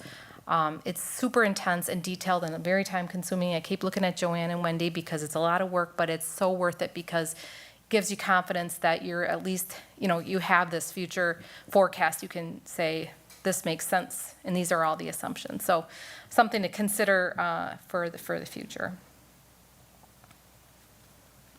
And I think that covers it. Did I? Yes, and we do have your forecast. Okay, so Joanne's already working. So we have a different team at Baird that works on the forecast model. So good. Any last questions, comments? Board members, does anybody have any questions? I'll just give everybody an opportunity to weigh in. It looks like Board Member Schneider, go ahead. Well, I guess just a comment. The last part is we looked at and borrowing. We need to make it very clear this is just a presentation of what is possible in the future, not that there's any plans at this point to even consider those, but it's just this is the way the financial forecast looks for the school district of Beloit. Thank you for those comments. Yeah, this has just been an informational session. I appreciate that very much, Board Member Schneider. Anybody else with questions or comments at this time? Right, in addition to Board Member Schneider's comment that this is education for us, if we reflect on our school board self-evaluation, this activity that has taken place tonight is what will allow us to, as board members, say that we understand the financial picture in our district. And also, if our community views our school board meetings as also informational sessions and education for them, if we find ourselves in those positions of having to do take certain steps financially, it's not new. It's a part of keeping like that open and transparent government there. Also for educators, when you're going through your different programs in educational administration, these are the same school finance topics that you need to know professionally. And so many local educators look to the districts that they work in and then also the communities that they live in and get valuable information that gives them experience in what to do in those professional settings. Thank you so much for those comments, Vice President Levy. Does anybody else have any questions or comments? Just very briefly, and I don't need this information this evening, and maybe this is something that Ms. Armstrong could provide, but I'm curious to know if there's any top-line information that we need to know about Moody's new ratings that they released this year as far as how they rate districts. Are there things that we need to keep in mind as we're looking to approve our next budget? Absolutely. Well, not maybe Not immediately. They basically shifted their methodology, and not to an extent. They put a little bit more emphasis on economy and enrollment. So some of those things are out of your control, but what is in your control, we're working on that.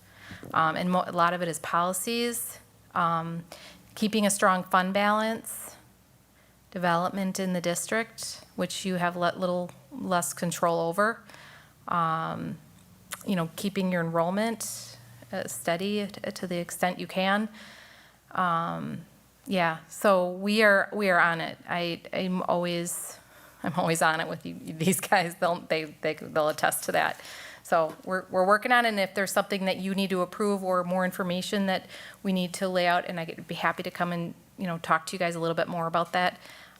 We'll definitely let you know. Nothing immediate, though. I hope that answered your question. Thank you. Yep. Okay. Thank you.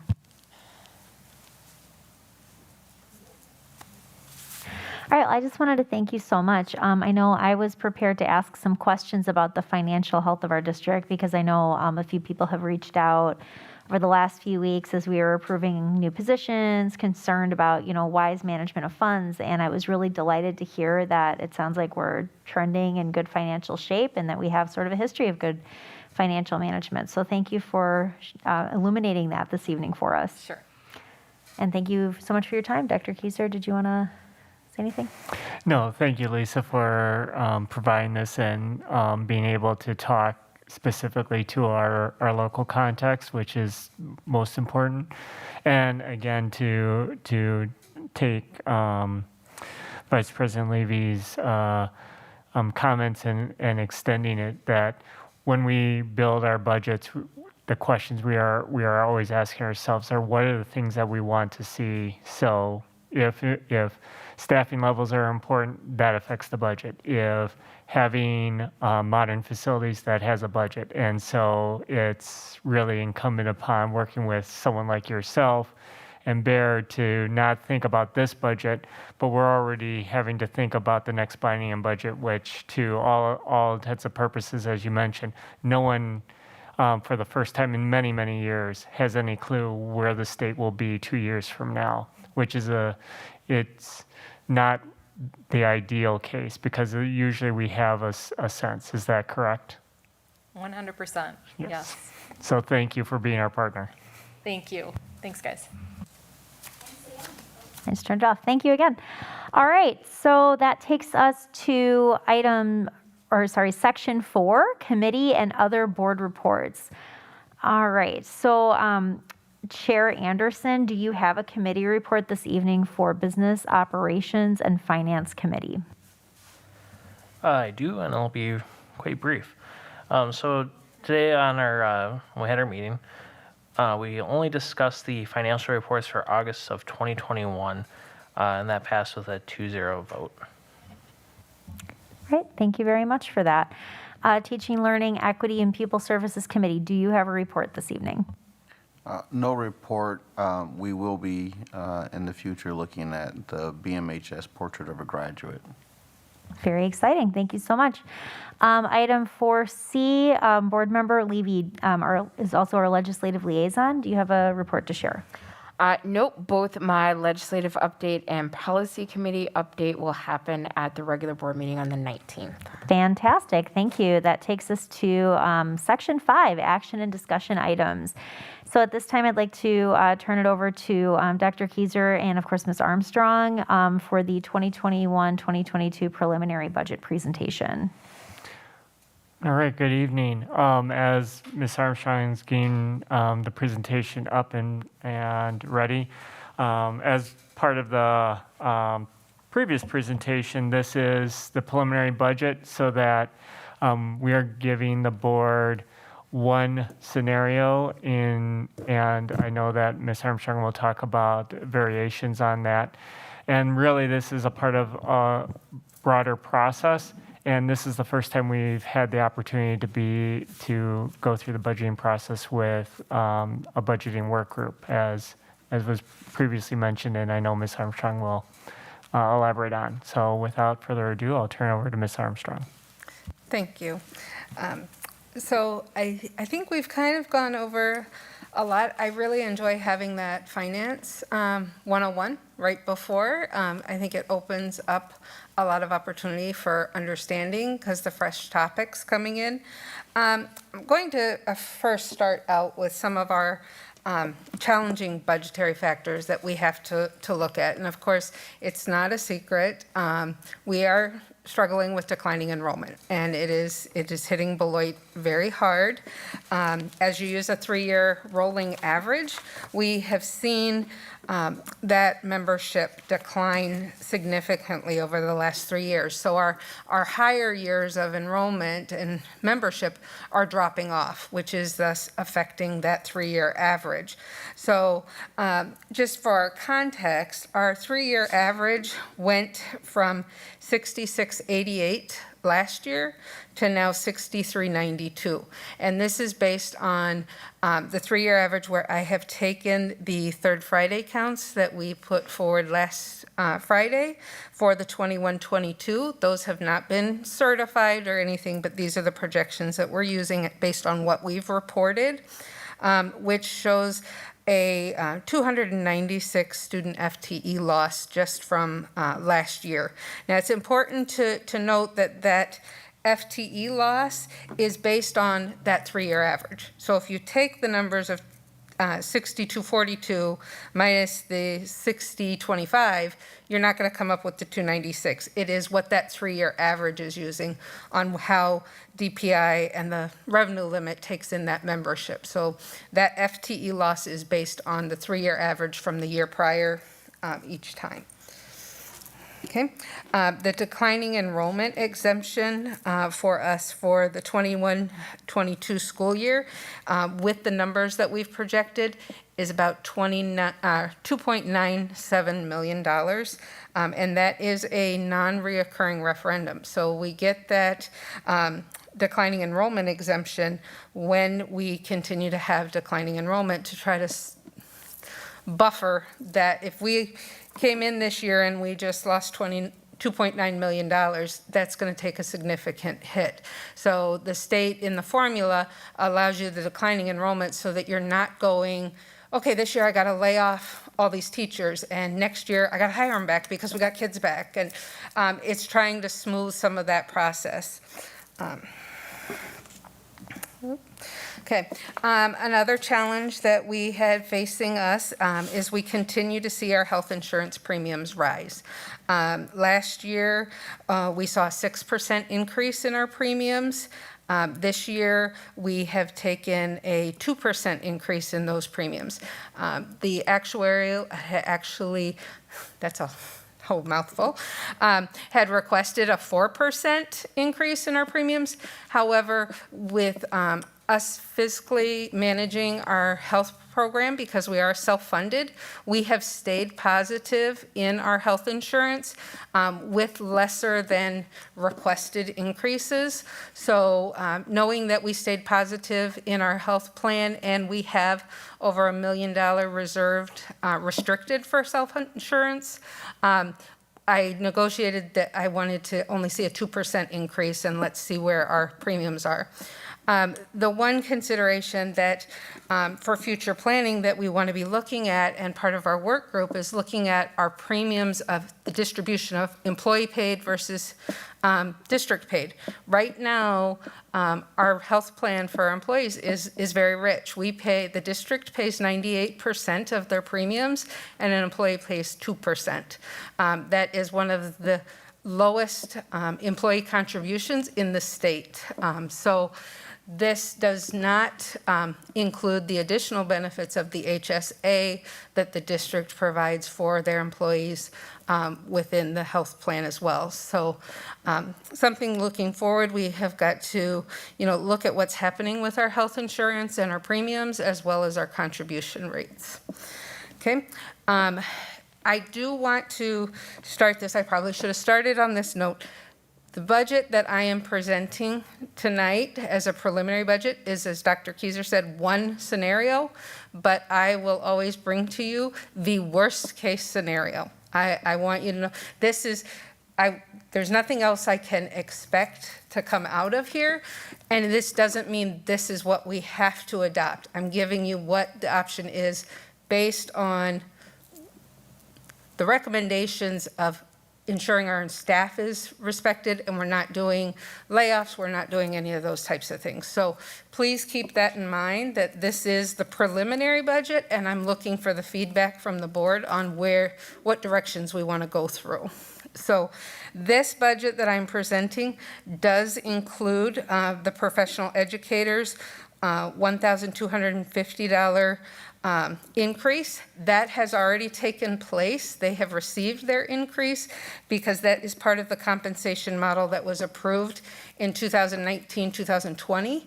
Now that will be up for review at the end of this year. So I figure in the spring I'll start taking a look at that. What the agreement with that compensation model was is that teachers were guaranteed a $1,250 increase for 3 years as long as they were performing successfully in their position.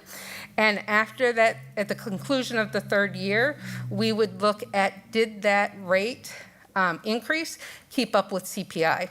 And if it was higher or lower than CPI, we would be looking at adjusting that compensation model. So that review is due up this year, but we have stayed consistent with the model that the board had accepted at that point.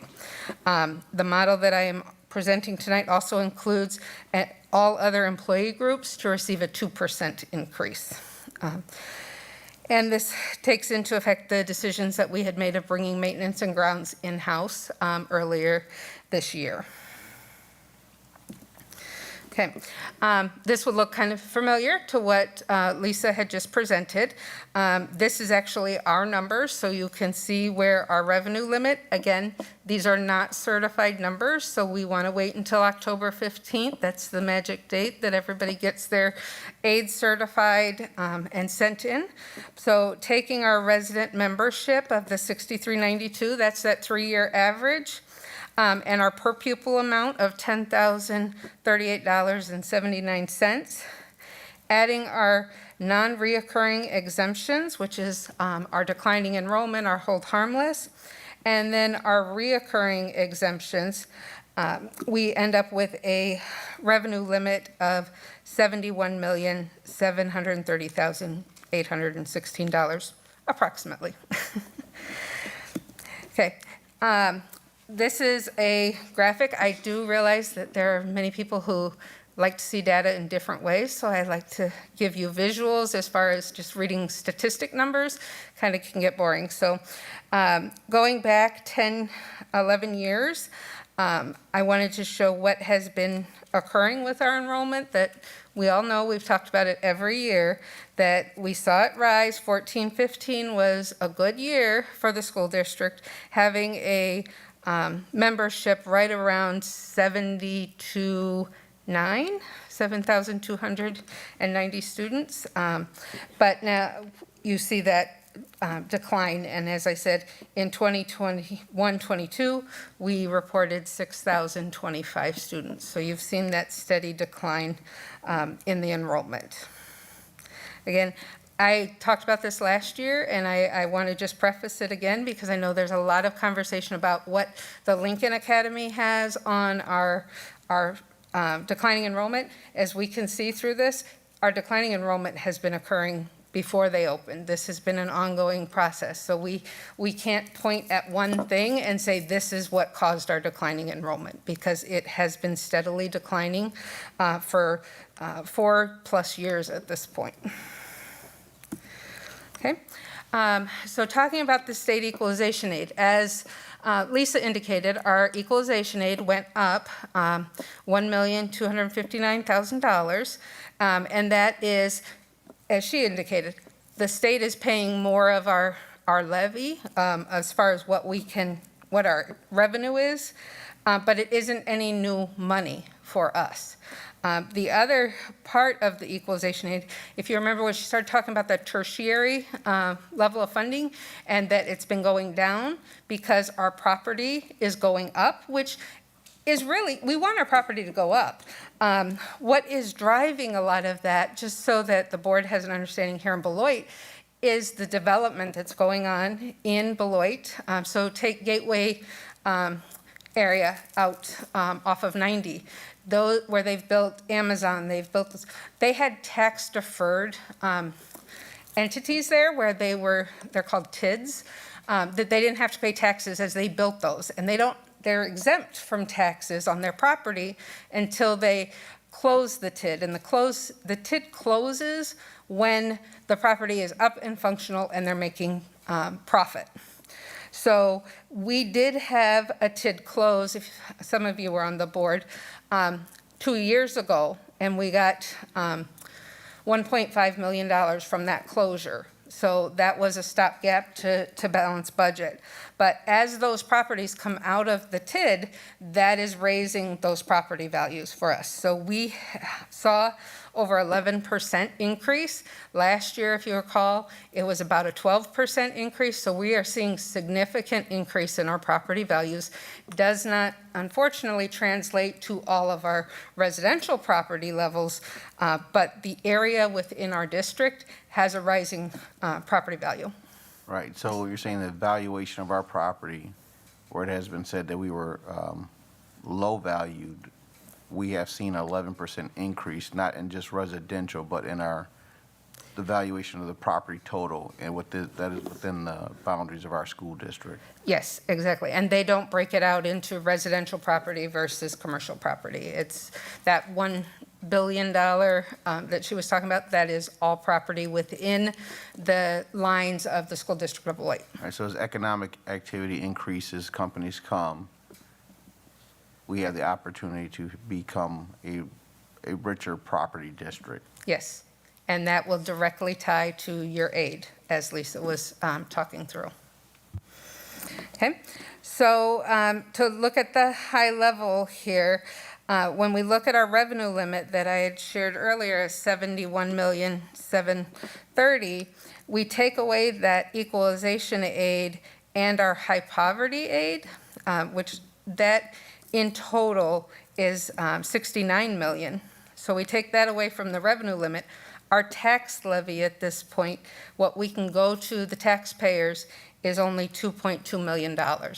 So when we're looking at what we have to operate with, that's the amount I have to offer to go to the taxpayers. Now that doesn't include the referendum debt that we've been talking about prepaying and stuff. If we did not make that prepayment, we would be looking at a significantly different mill rate, with only being able to levy $2.2 million on all our taxpayers. Okay. Okay, so this is the tax levy impact, and I'm going to get more into this as we go through some of the examples.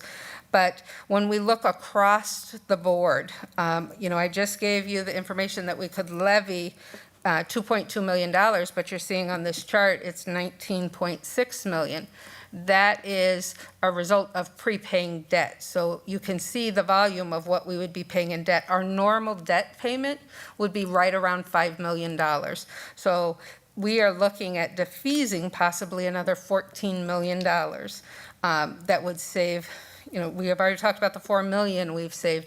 That would save another significant savings for the district, as we were able to prepay that while keeping our mill rate the same. And I know there's probably lots of questions on that, and I'm going to elaborate more as we get to the end. This is kind of like showing you the end product before we get through the impact of it. So kind of describing where our revenue is coming from. And when we're talking about operating funds, I'm taking out the food service, I'm taking out the Fund 50, the Fund 38 and 39, which is our debt, and showing you just what we focus on when we give you our financial reports as well, is this is the operating. So that is the Fund 10 and the Fund 27. Now, Fund 27 always has to be balanced to zero. So whatever's spent out of special education, which is Fund 27, the offset is that inter-fund transfer at the end of the year that our Fund 10 dollars have to pay for whatever we didn't get reimbursed in aid or have supplemented. And that is what you're seeing in that first column under special ed. Right now, our transfer to special education is $10,352,000. That means we are spending $10,352,000 outside. That didn't make sense, but okay. We're spending that and paying that out of our general fund. So special ed, we're not getting reimbursed for that. So if special ed spends $67 million, they're only getting reimbursement from the state in the form of state aid for 57 million, and we're kicking in the other 10. So that is coming out of the money that we are able to spend in our classrooms with general education. And this is where you continue to hear me say they need to fix the special ed funding formula. This is where we are seeing they are not meeting the needs of what we need to give our children and our students and our families the support they need for special education services. So you're saying that because it costs more to educate a student who needs special education services, that the state is like, is this the, where in some of the, like the Blue Ribbon Commission report, that there's a proposal that a student, that a district will receive 1.5 or 1 point an additional for each student that it needs to educate versus just receiving 1.0 for the Yes. student? Okay. Yep. Taking into the factors what it costs to educate our special education students. And we did see an increase this year, so I do not want to minimize that they have brought it up, that they will do 28%. I can tell you what we're receiving is more like 24%.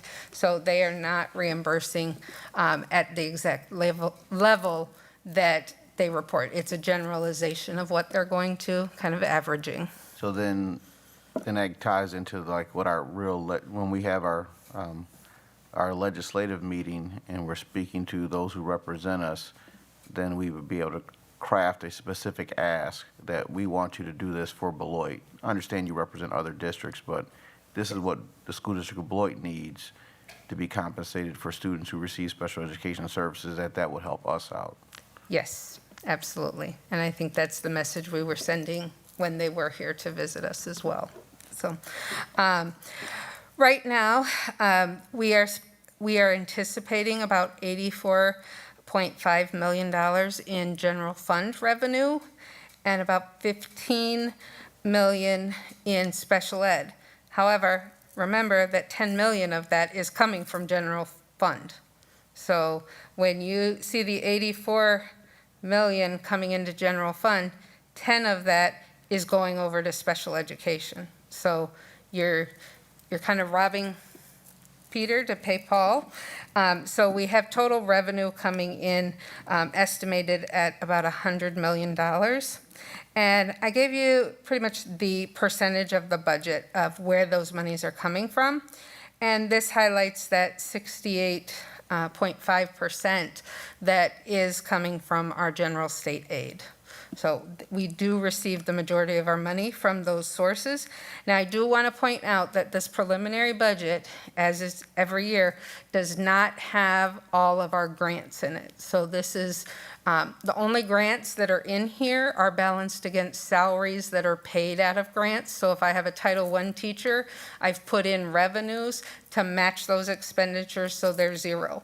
We have not put in any of the discretionary, so any funding that they want to do for supplies, programming, contract services, those are not in this budget. Those will come as an addition so that we are looking at what the district's operational budget is.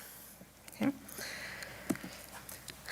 This is just like I said, another visual, so you can see just at Fund 10 where that money is coming from. So your equalization aid, that's all coming into Fund 10.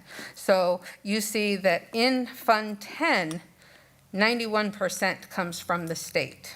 When we spread it across, it goes down to that 68% when we're looking at both Fund 10 and Fund 27. So 5% of our dollars are coming from federal federal sources, and only 2% of our general fund revenue is coming from local, which is our property taxes. This is the opposite look at our special education, where you see 66% of their funding is coming from our transfer. So 66% of special education costs are coming from our Fund 10 transfer to special education. Again, as I continue to hit this, this is why the funding formula for special education needs to be addressed. And the state has got to make some adjustments to that. So to follow that, you know, it's no fun to just look at revenue and not look at expenditures. This is where you're going to see the offset. I wish I didn't have to look at the expenditures because it's not real pretty for us this year. Our general fund expenditures are estimated at about $91,977,000. And special ed is at 15,748.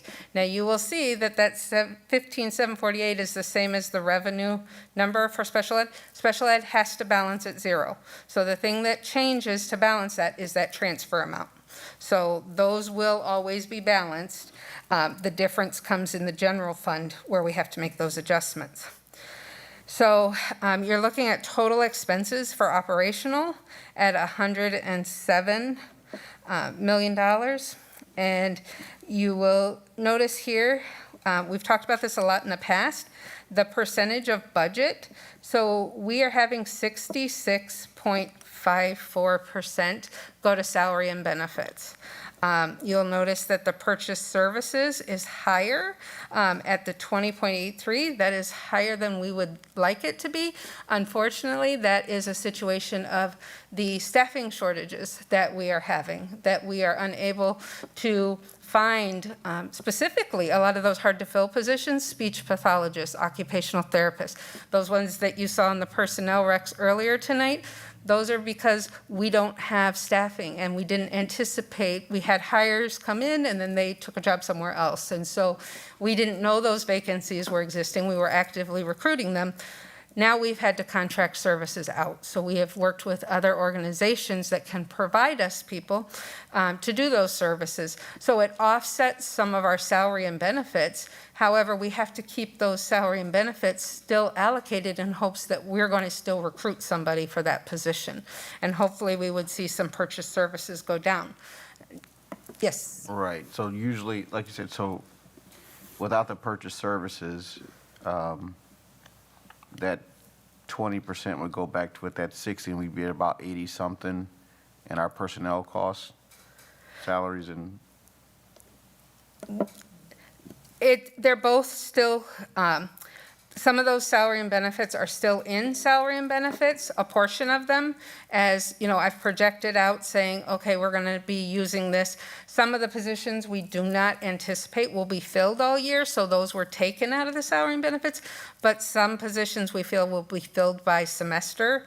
So I did half of their salary and benefits, and then half is in the contract services. So it's not necessarily one for one, but it's Right. yeah, exactly what you're talking about, is Sometimes taking some. the purchase services come through like CISA, or when we're getting the speech and language pathologists and other. Yep. But that also includes all of like our custodial service, our transportation, so any of our outsourced services are also in that contracted services. Okay. So looking at our fund balance, and I really want to stress the part that Lisa was talking about, that we do a really good job at adding to our fund balance. However, I want to highlight some of the difficulties. So obviously we all look at the projected, and it's looking at a projected $7.47 million deficit. And I can tell you, I got palpitations when I'm seeing this and standing in front of you saying, I'm bringing you this budget. There's concerns there, but I want to explain how some of these things have occurred. So if you go back to 15-16, we steadily started to add to our fund balance. And that was strategic, as we did not have significant significant if we dropped off the 15 year when we were at about a 7% fund balance. So Janelle Maratz and Jamie Marath, I believe, were here at that point, really took initiatives. That's when we put in self-insurance. We modified contracts for streamlining some of our services, and they did an excellent job in being able to get our fund balance up where the board's goals were. In 18-19, you will see that we had a $1.4 million deficit. So we used some of our fund balance, and that was due to, as Lisa talked about, that last minute under levy. At the day of the adoption on the budget, the board had decided to under levy their ability by $1 million. And there was nowhere to take that money and no planning in foresight. When you under levy, you can't get that money back. It reduces your base threshold, so you are living with that decision still to this day. And that is what cost us going into fund balance, is trying to operate with no clear directive of where that money was going to come from. But it was a decision made, and we adjusted. In 1920, of course, COVID was the biggest issue. That happened at the end of the year, so March. And those of us in schools and looking at finance, looking at our financial reports, you spend the bulk of your money at the end of the school year. You've got graduation, you've got spring field trips, you have end of year parties, you have last services. Everybody starts sending their bills in of what they've done all year long. You have, I got to get the last supplies. A bulk of your spending is then, and we were closed, so we didn't recognize those expenses. So we were able to add $3.1 million to fund balance. That would not be a norm, and I would expect that we would have spent most of that money. However, we also were able to balance that budget on that TID that I was talking about that closed. We had a deficit budget planned for 1920, but that $1.5 million that we got in July, then when they closed the TID, that was our ability to balance our budget. So we were already starting to face deficit budgets at that point, but we got that one-time influx, and we were able to present a balanced budget to the district. And you'll remember, if you look back at all the finance reports, it was always identified as this was the TID closure. And then last year I was really highlighting, we don't have that money, it's gone. We can't get that money again. But we were able to present a budget last year for 2021. For those of you that were here, we actually budgeted and approved a $3 million deficit budget because we knew that we were going to spend that money that we didn't spend the year before, because there was going to be a lot of incentives that we needed to do to get our kids back, get our buildings going, and that was what we had presented, and the board agreed spending that money that we didn't spend was appropriate.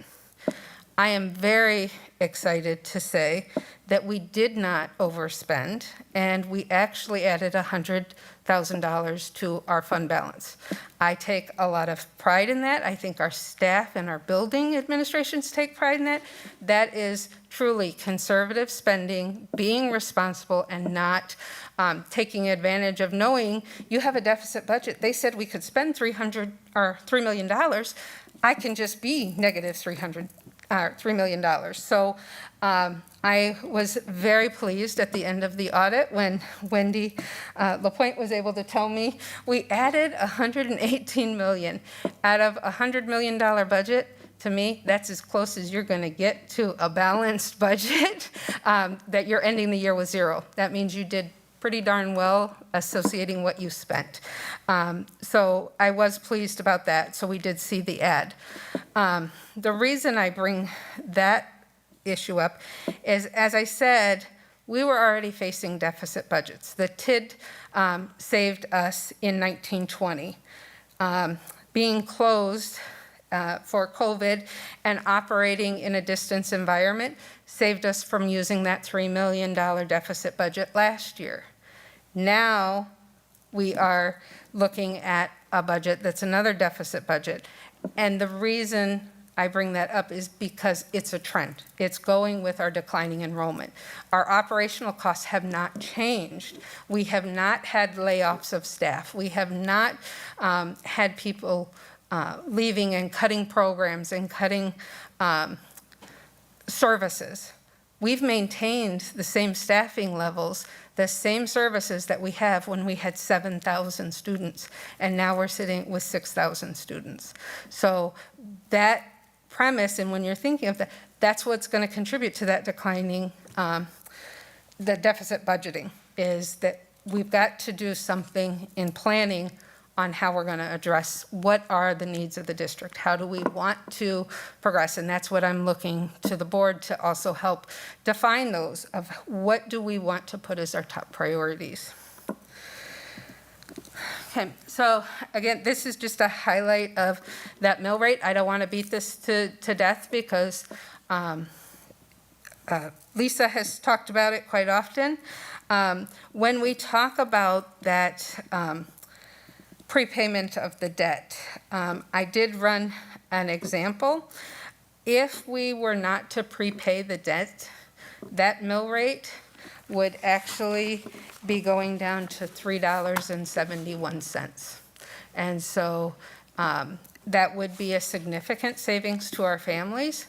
However, as she indicated, it's going to bump back up. So we are able to prepay and save that debt, that we're not paying that interest cost. However, keeping that mill rate stable till we can get to the point of understanding what we want to do in our future planning and how we want to address this. Everybody would love to see it go down, but they're not going to like it when it bounces back up. And that is exactly what happened when it went from 1156 to 973 and went right back up to 1154. That was a very difficult time. Yes. So what you're explaining with the mill rate is, when we get our tax statement in at the end of the year, that either we continue to pay down the debt to keep it steady, or we allow it to go up and down every year. And this year I'm paying $1,500. Next year I'm paying $2,000. And then it goes, up and down like that, where people will notice it and comment about it at every. Yes, and that's, trying to be respectful of people's budgeting and families being able to plan what are their bills coming in. If anybody has a mortgage where their escrow taxes are in there, you get that every year you get a statement saying your escrow is going up or going down, your payment's going a little fluctuating. This keeping it steady at least gives them the ability to know that's not changing. Now, I can't say the city's not changing theirs or the fire department, but the school district is trying to stay consistent, at least till we can use those forecast tools and look at what we need to do for the future planning. Very briefly, I think it would be helpful in our communication to the community is saying, yes, we're working to keep that mill rate steady for the very reasons that you just laid out.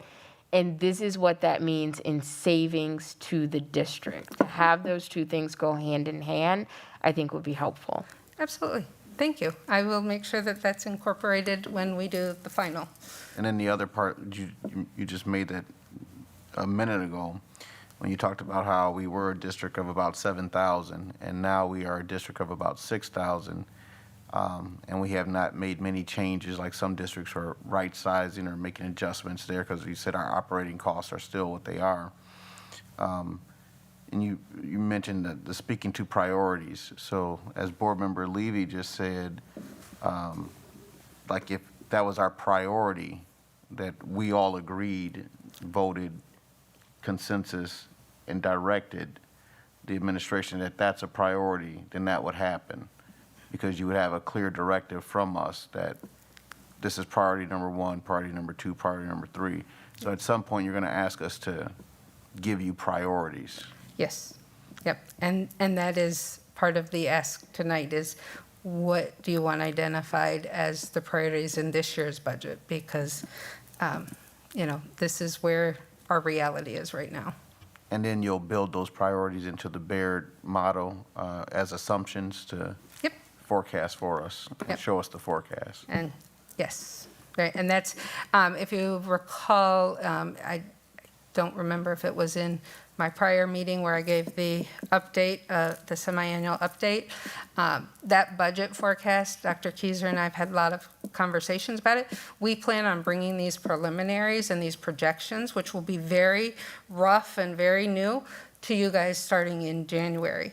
We'll be getting that Baird model for the new year. Once all of our aid is certified and I can start playing with that, we can start looking at what those priorities are and how that plays out in the future. So super excited about that and being able to have the time to do that. So that'll be coming through the Business Operation Committee.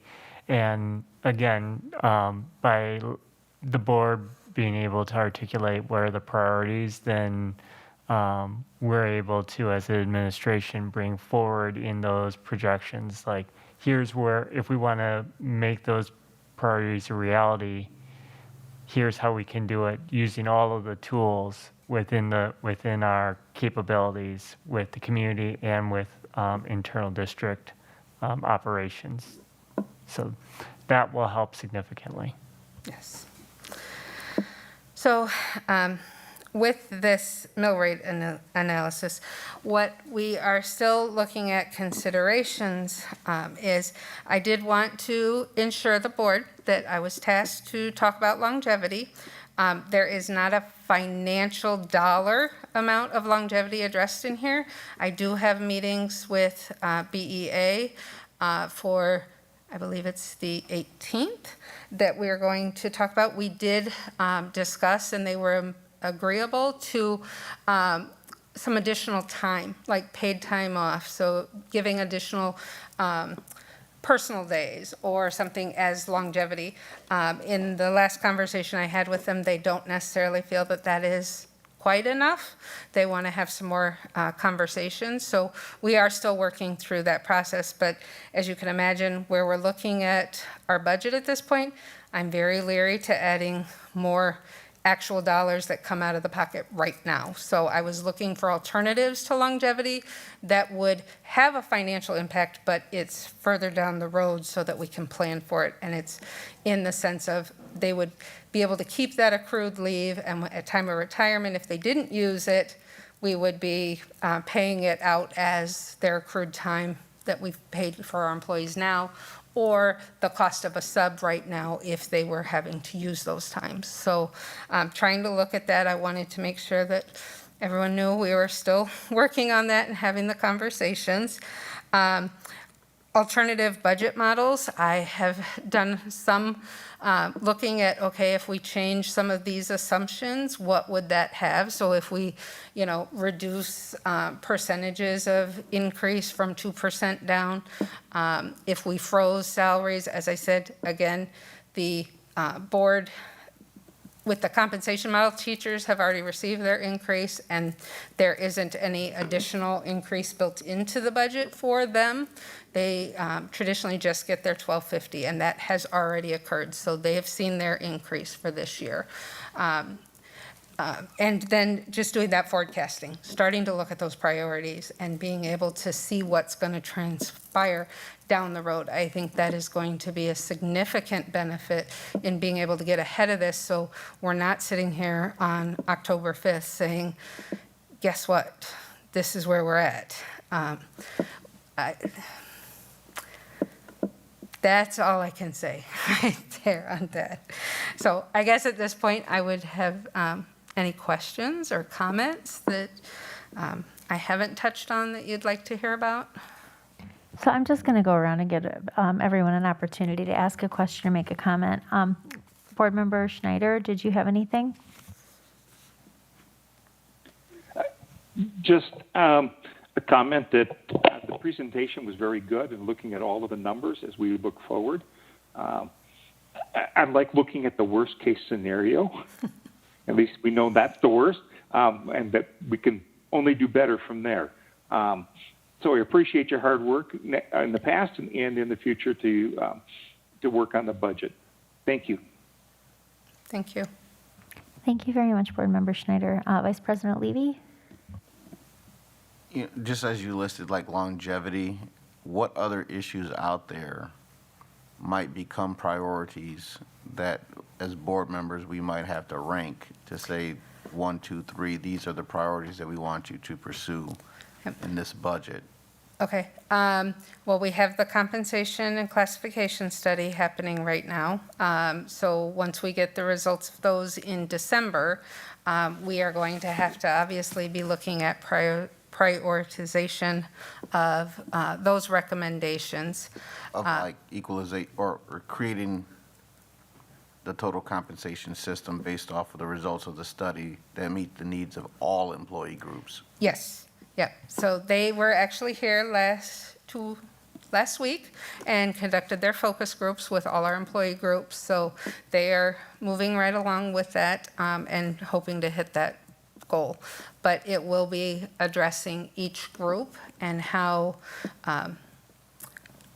creating a structure or recommendation for how we administer our pay philosophy and looking at compensation as a whole, having them take into account those health insurance benefits and what that is actually adding into a total rewards package for an employee.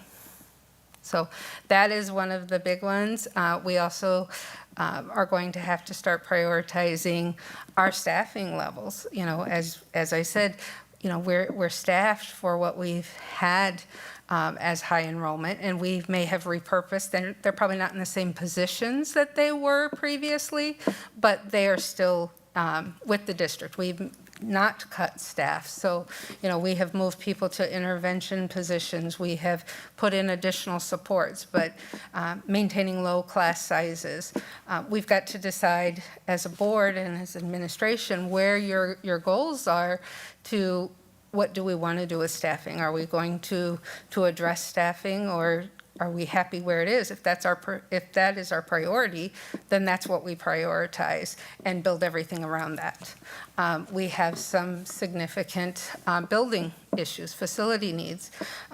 As we talked about, and I know Lisa mentioned that, we're doing that total needs assessment. I had brought that to the committee I think last month. We've got an RFP about to be published before the end of this month that will do a total needs assessment so that we can identify. We can identify all these priorities, but if we don't know what they cost, it's very difficult for us to prioritize that work. Right, and you're getting dollar signs to go with each priority so that we, as we're ranking and choosing and... Yes. Okay. Yep. And I'm sorry, go ahead. No, Dan wanted to. No, so in building, I also think about instructional modeling. So currently we've asked Hanover Research to start digging into our current setup as a 4K3, 4.8, 9.12 model.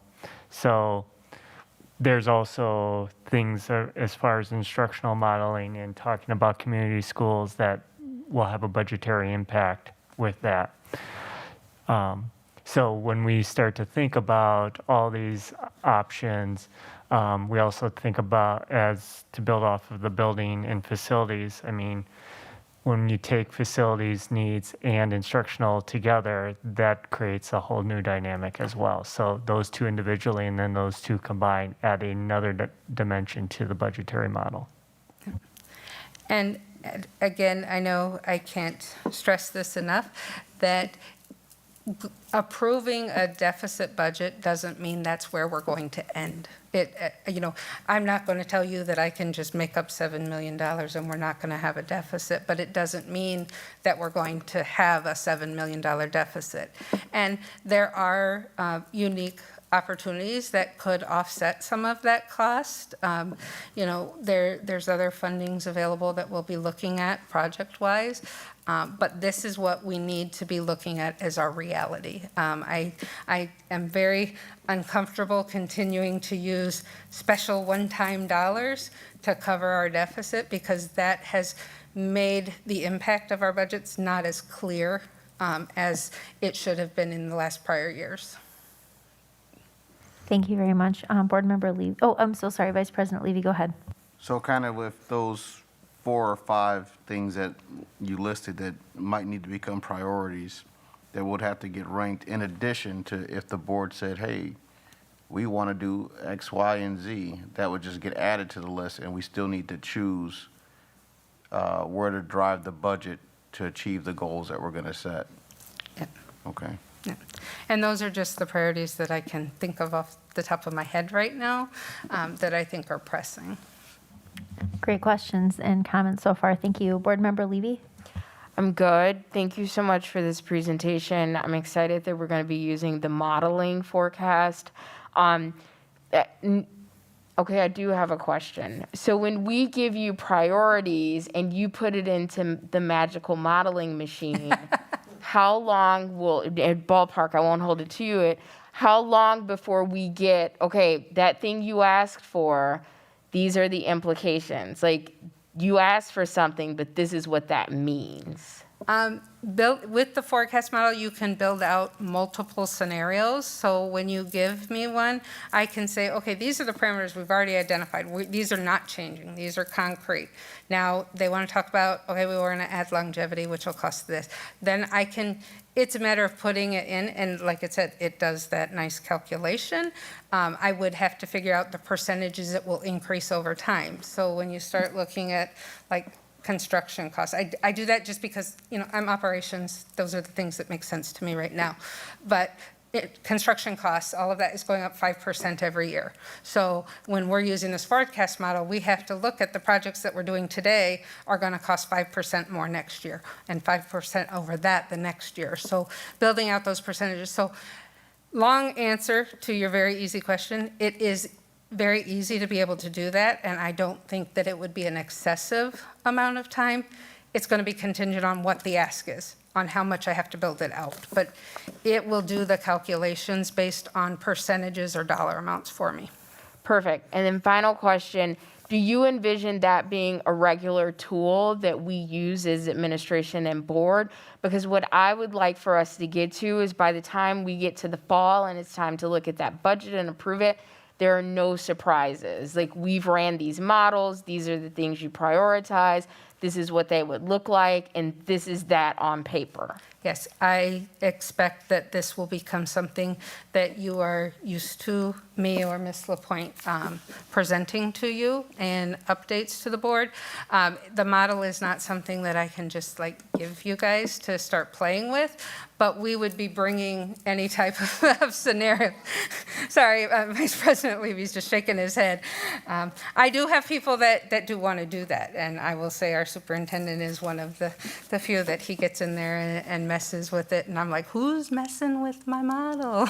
So, it is relatively, I am excited about possibly having some time to be able to really dig into this and getting it with you. And I know Ms. LaPointe as well is excited to be in a more active role in this budget and the presentations and how her financial reports monthly are tying into this development. So we're very grateful that I invested in the model to do some of that planning. Perfect, thank you. Thank you so much. Board Member Anderson? I want to say thank you very much for presenting this to us tonight. I hope that since this is worst case scenario, I'm going to hope for better next time it comes up because $7.5 million is a fair chunk of money. And I don't think that we could possibly sustain that for long if we keep going down that path. So I want to hope for the best. And again, thank you very much for bringing this to us. Yeah. Thank you very much, Board Member Anderson. I would like to echo all of the gratitude. I do have a couple of clarifying questions. I know many community members have raised some questions about the ESSER funds, which, just for the record, I think we're all clear that these are federal disappearing dollars that can't factor into our long-term budgeting. But could you share, just maybe for the benefit of the community or anybody who might be interested, kind of where we're at with ESSER, kind of the types of things we've used that for? Yep. At this point, there are a lot of restrictions and clarifications that you have to have for the third round of ESSER funds. Our first round was used completely during the pandemic prior to June 30th of 2021 for PPE, cleaning supplies, some nurses, additional time as they were contract tracing through everything, as well as our technology. We really took that money and invested in the simulcasting platform, being able to upgrade some of the services. Ms. Mortek's team did an amazing job getting the technology to be able to incorporate that into the educational side. So that took the first round of funding primarily, and that was the first $3 million that we had got that included the ESSER and the GEARS funds. The second round of ESSER funds has been, some of it has been used already for the ARC literacy that the board approved to kind of combat that loss of their literacy learning and being able to be compatible in a distance environment. And again, some technology as we switch to Chromebooks for everyone. But that's part of the point of we've got to address in our priorities our technology, because if we used the ESSER funds to do the Chromebooks and to do the staff MacBooks, in 5 years, we have to have the funds to do that again. We're not going to have ESSER funds to help us do that. So that's kind of that forecasting. Right now, we are just starting to, I shouldn't say we're just starting, we've been looking, but reviewing the guidelines that we have to have for the ESSER funds and the community impact. So we are starting to set areas of interest, I don't know, kind of what we're prioritizing, and then being able to reach out and have those community conversations and impact of what we don't want to just spend it. You want to make some impactful decisions that'll affect everyone. So I'm sure Dan can say it more eloquently than I can. The biggest thing for the community to be clear about is ESSER 1 and ESSER 2 funds are the only funds that are currently available. The state has just submitted its plan to the federal government for ESSER 3 funds, so they haven't even hit the state level yet. Now, us and every other district in the state of Wisconsin is assuming that those ESSER 3 funds are going to hit at some point before the end of this school year. So we are working on what those plans are, knowing that those funds are through the 23-24 school year and in that summer. And so, yes, we don't want to do what some districts have been talking about, like, well, we're just going to add more staff, and because you have to build that into a long-term plan, because once those hours are gone, unless those staff are planned to be going away, you're going to want to keep them.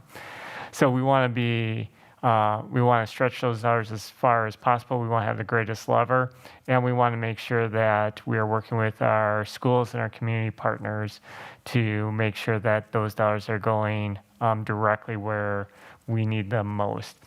I forget the percentage that needs to be in the ESSER 3. 20%. 20%. So really, I know it in terms of dollars. So a minimum of $3 million of those funds is dedicated to addressing the unmet learning needs, which if you just take the ARC, which was a $2 million investment over the materials and professional learning at the teacher, coach, and administrator level, those are the dollars that they're talking about. We want to make sure that we're impacting our students long-term and building the capacity of our staff long-term with those dollars. I appreciate that. And then I just wanted to kind of take a moment to clarify and also offer some gratitude, because our board goals were around social emotional learning, literacy, and staff retention. And so I really appreciate how we have so far used those ESSER dollars in alignment with those prioritized goals from the previous year. And I look forward to a discussion on how we can kind of continue to budget toward retention of staff, social emotional learning, and literacy. But yeah, that was my big question, and I will look forward to further discussing the budget with you soon. So thank you so much for all of your work and for your team's work on this.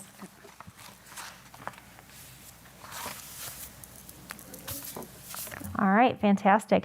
I'll remind anybody who is watching or listening that we will have a public hearing prior to approving the budget on October 26th. I believe that's currently scheduled for October 26th as of this moment. So if you have questions or concerns about anything that you heard this evening, please do write into the board or plan to participate live on our October 26th budget approval meeting. All right, so let me just reorient myself of where we are in the agenda. Great. Okay, so that takes us then to the consent agenda, which is category 6. In the consent agenda this evening are the financial reports for August of 2021, approval of some older meeting minutes, it looks like, and the approval, and that's it. So would anybody like to make a motion to approve the consent agenda? If I would like to have the minutes separated out from the consent agenda, please. No problem. So is there, would anybody like to make a motion? I'm sorry, I should have asked. I apologize. Would anybody like to remove anything else from the consent agenda? Financial reports looking pretty good. All right, so can I get a motion then to approve the consent agenda with the removal of the approval of the meeting minutes? So moved. Second. We have a motion and a second. Any discussion? Hearing none, all in favor, please say aye. Aye. Aye. Aye. Aye. Are there any opposed? Hearing none, or not hearing none, so the motion passes unanimously. Go ahead, Board Member Levy. Yes, just a couple concerns. The governance committee meetings and the teaching, learning, equity, and people services meetings are included, and those should be removed and handled at the committee level. So if we could separate out, and I'll actually do that by making a motion. So I move approval of the September 21st regular board meeting minutes. Second. Okay, we have a motion and a second to remove the 2 committee meeting minutes to be approved at committee at a later time, and just to approve the September 21st meeting minutes. Okay, any discussion? Hearing none, all in favor, please say aye. Aye. Aye. Aye. Aye. Aye. Any opposed? All right, that concludes the consent agenda. Well, I think we still need approval of the June 22nd. Oh, But I see. Go my ahead. question is, the last time this happened, I asked if we had cleared the deck from our old meeting minutes, and I was told yes, so this was a little surprising. Is there a reason we're approving minutes from June 22nd in October? And I'm going to look to Ms. Dooley just to double check, but I believe we thought we had everything, but this one had slipped through the cracks, so. Yeah, once I did a review of all the older minutes, I found that this one had not been released. And when I mentioned it, Board Secretary Shope adjusted them and added them to the agenda for approval. Thank you. And I apologize for my confusion. When I saw business, I made the, my brain saw that as the committee meeting. So sorry for the confusion there. Okay, so those have not then been approved because we just had the motion to approve the 21st, right? And removing the other ones. Is there a motion to approve the June 22nd, 21 regular board business meeting minutes? So approved. Or so moved, sorry. Okay, we have a motion. Is there a second? Second. Okay, motion by Schneider, second by Anderson. Any discussion? Okay, hearing none. All in favor, please say aye. Aye. Aye. Aye. Aye. Are there any opposed? I'm abstaining. Okay, so we have 4 ayes, no nays, and 1 abstention by Board Member Levy. And that does, I believe, conclude that item.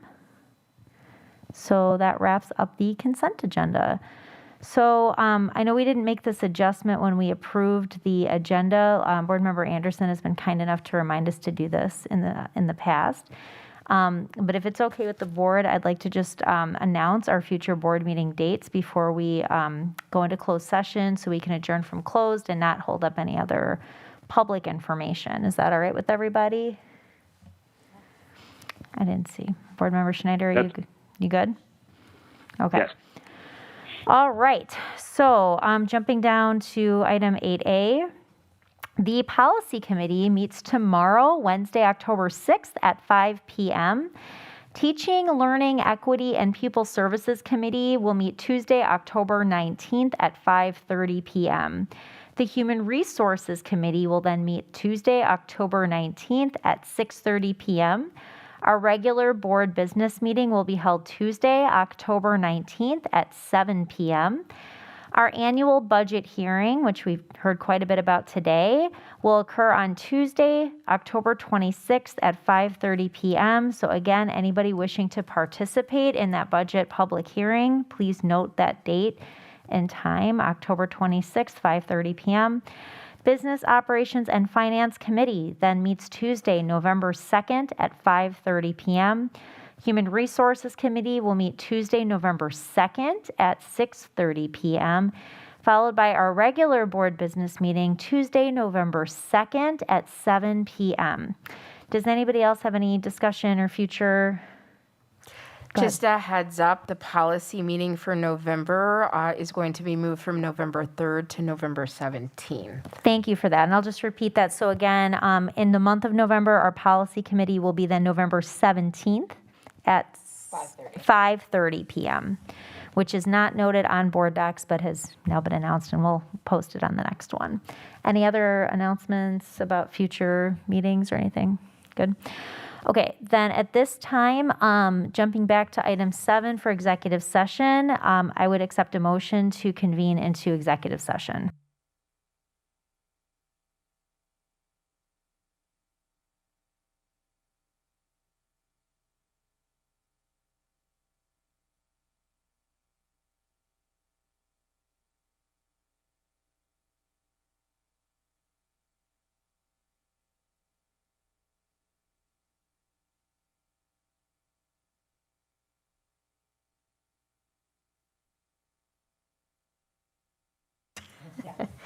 All right, I move that we convene the Board of Education into closed session pursuant to Section 19.85, Parent 1, Parent F, considering financial, medical, social, or personal histories or disciplinary data of specific persons, preliminary consideration of specific personnel problems, or the investigation of charges against specific persons, except where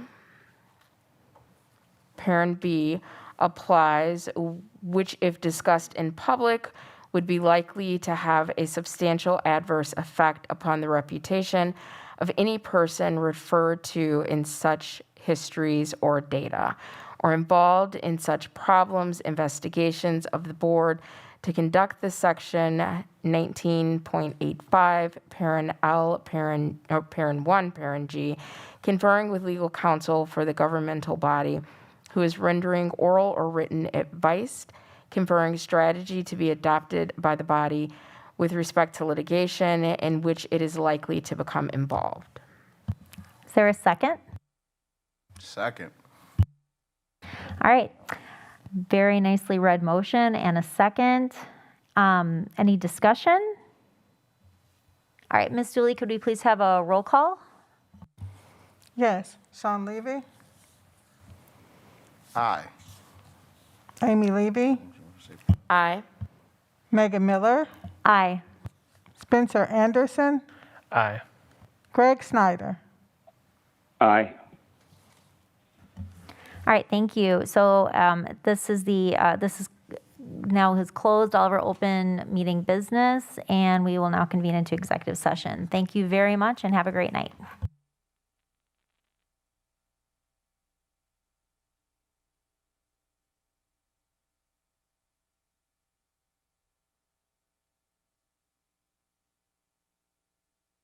You have been removed from the call. Goodbye.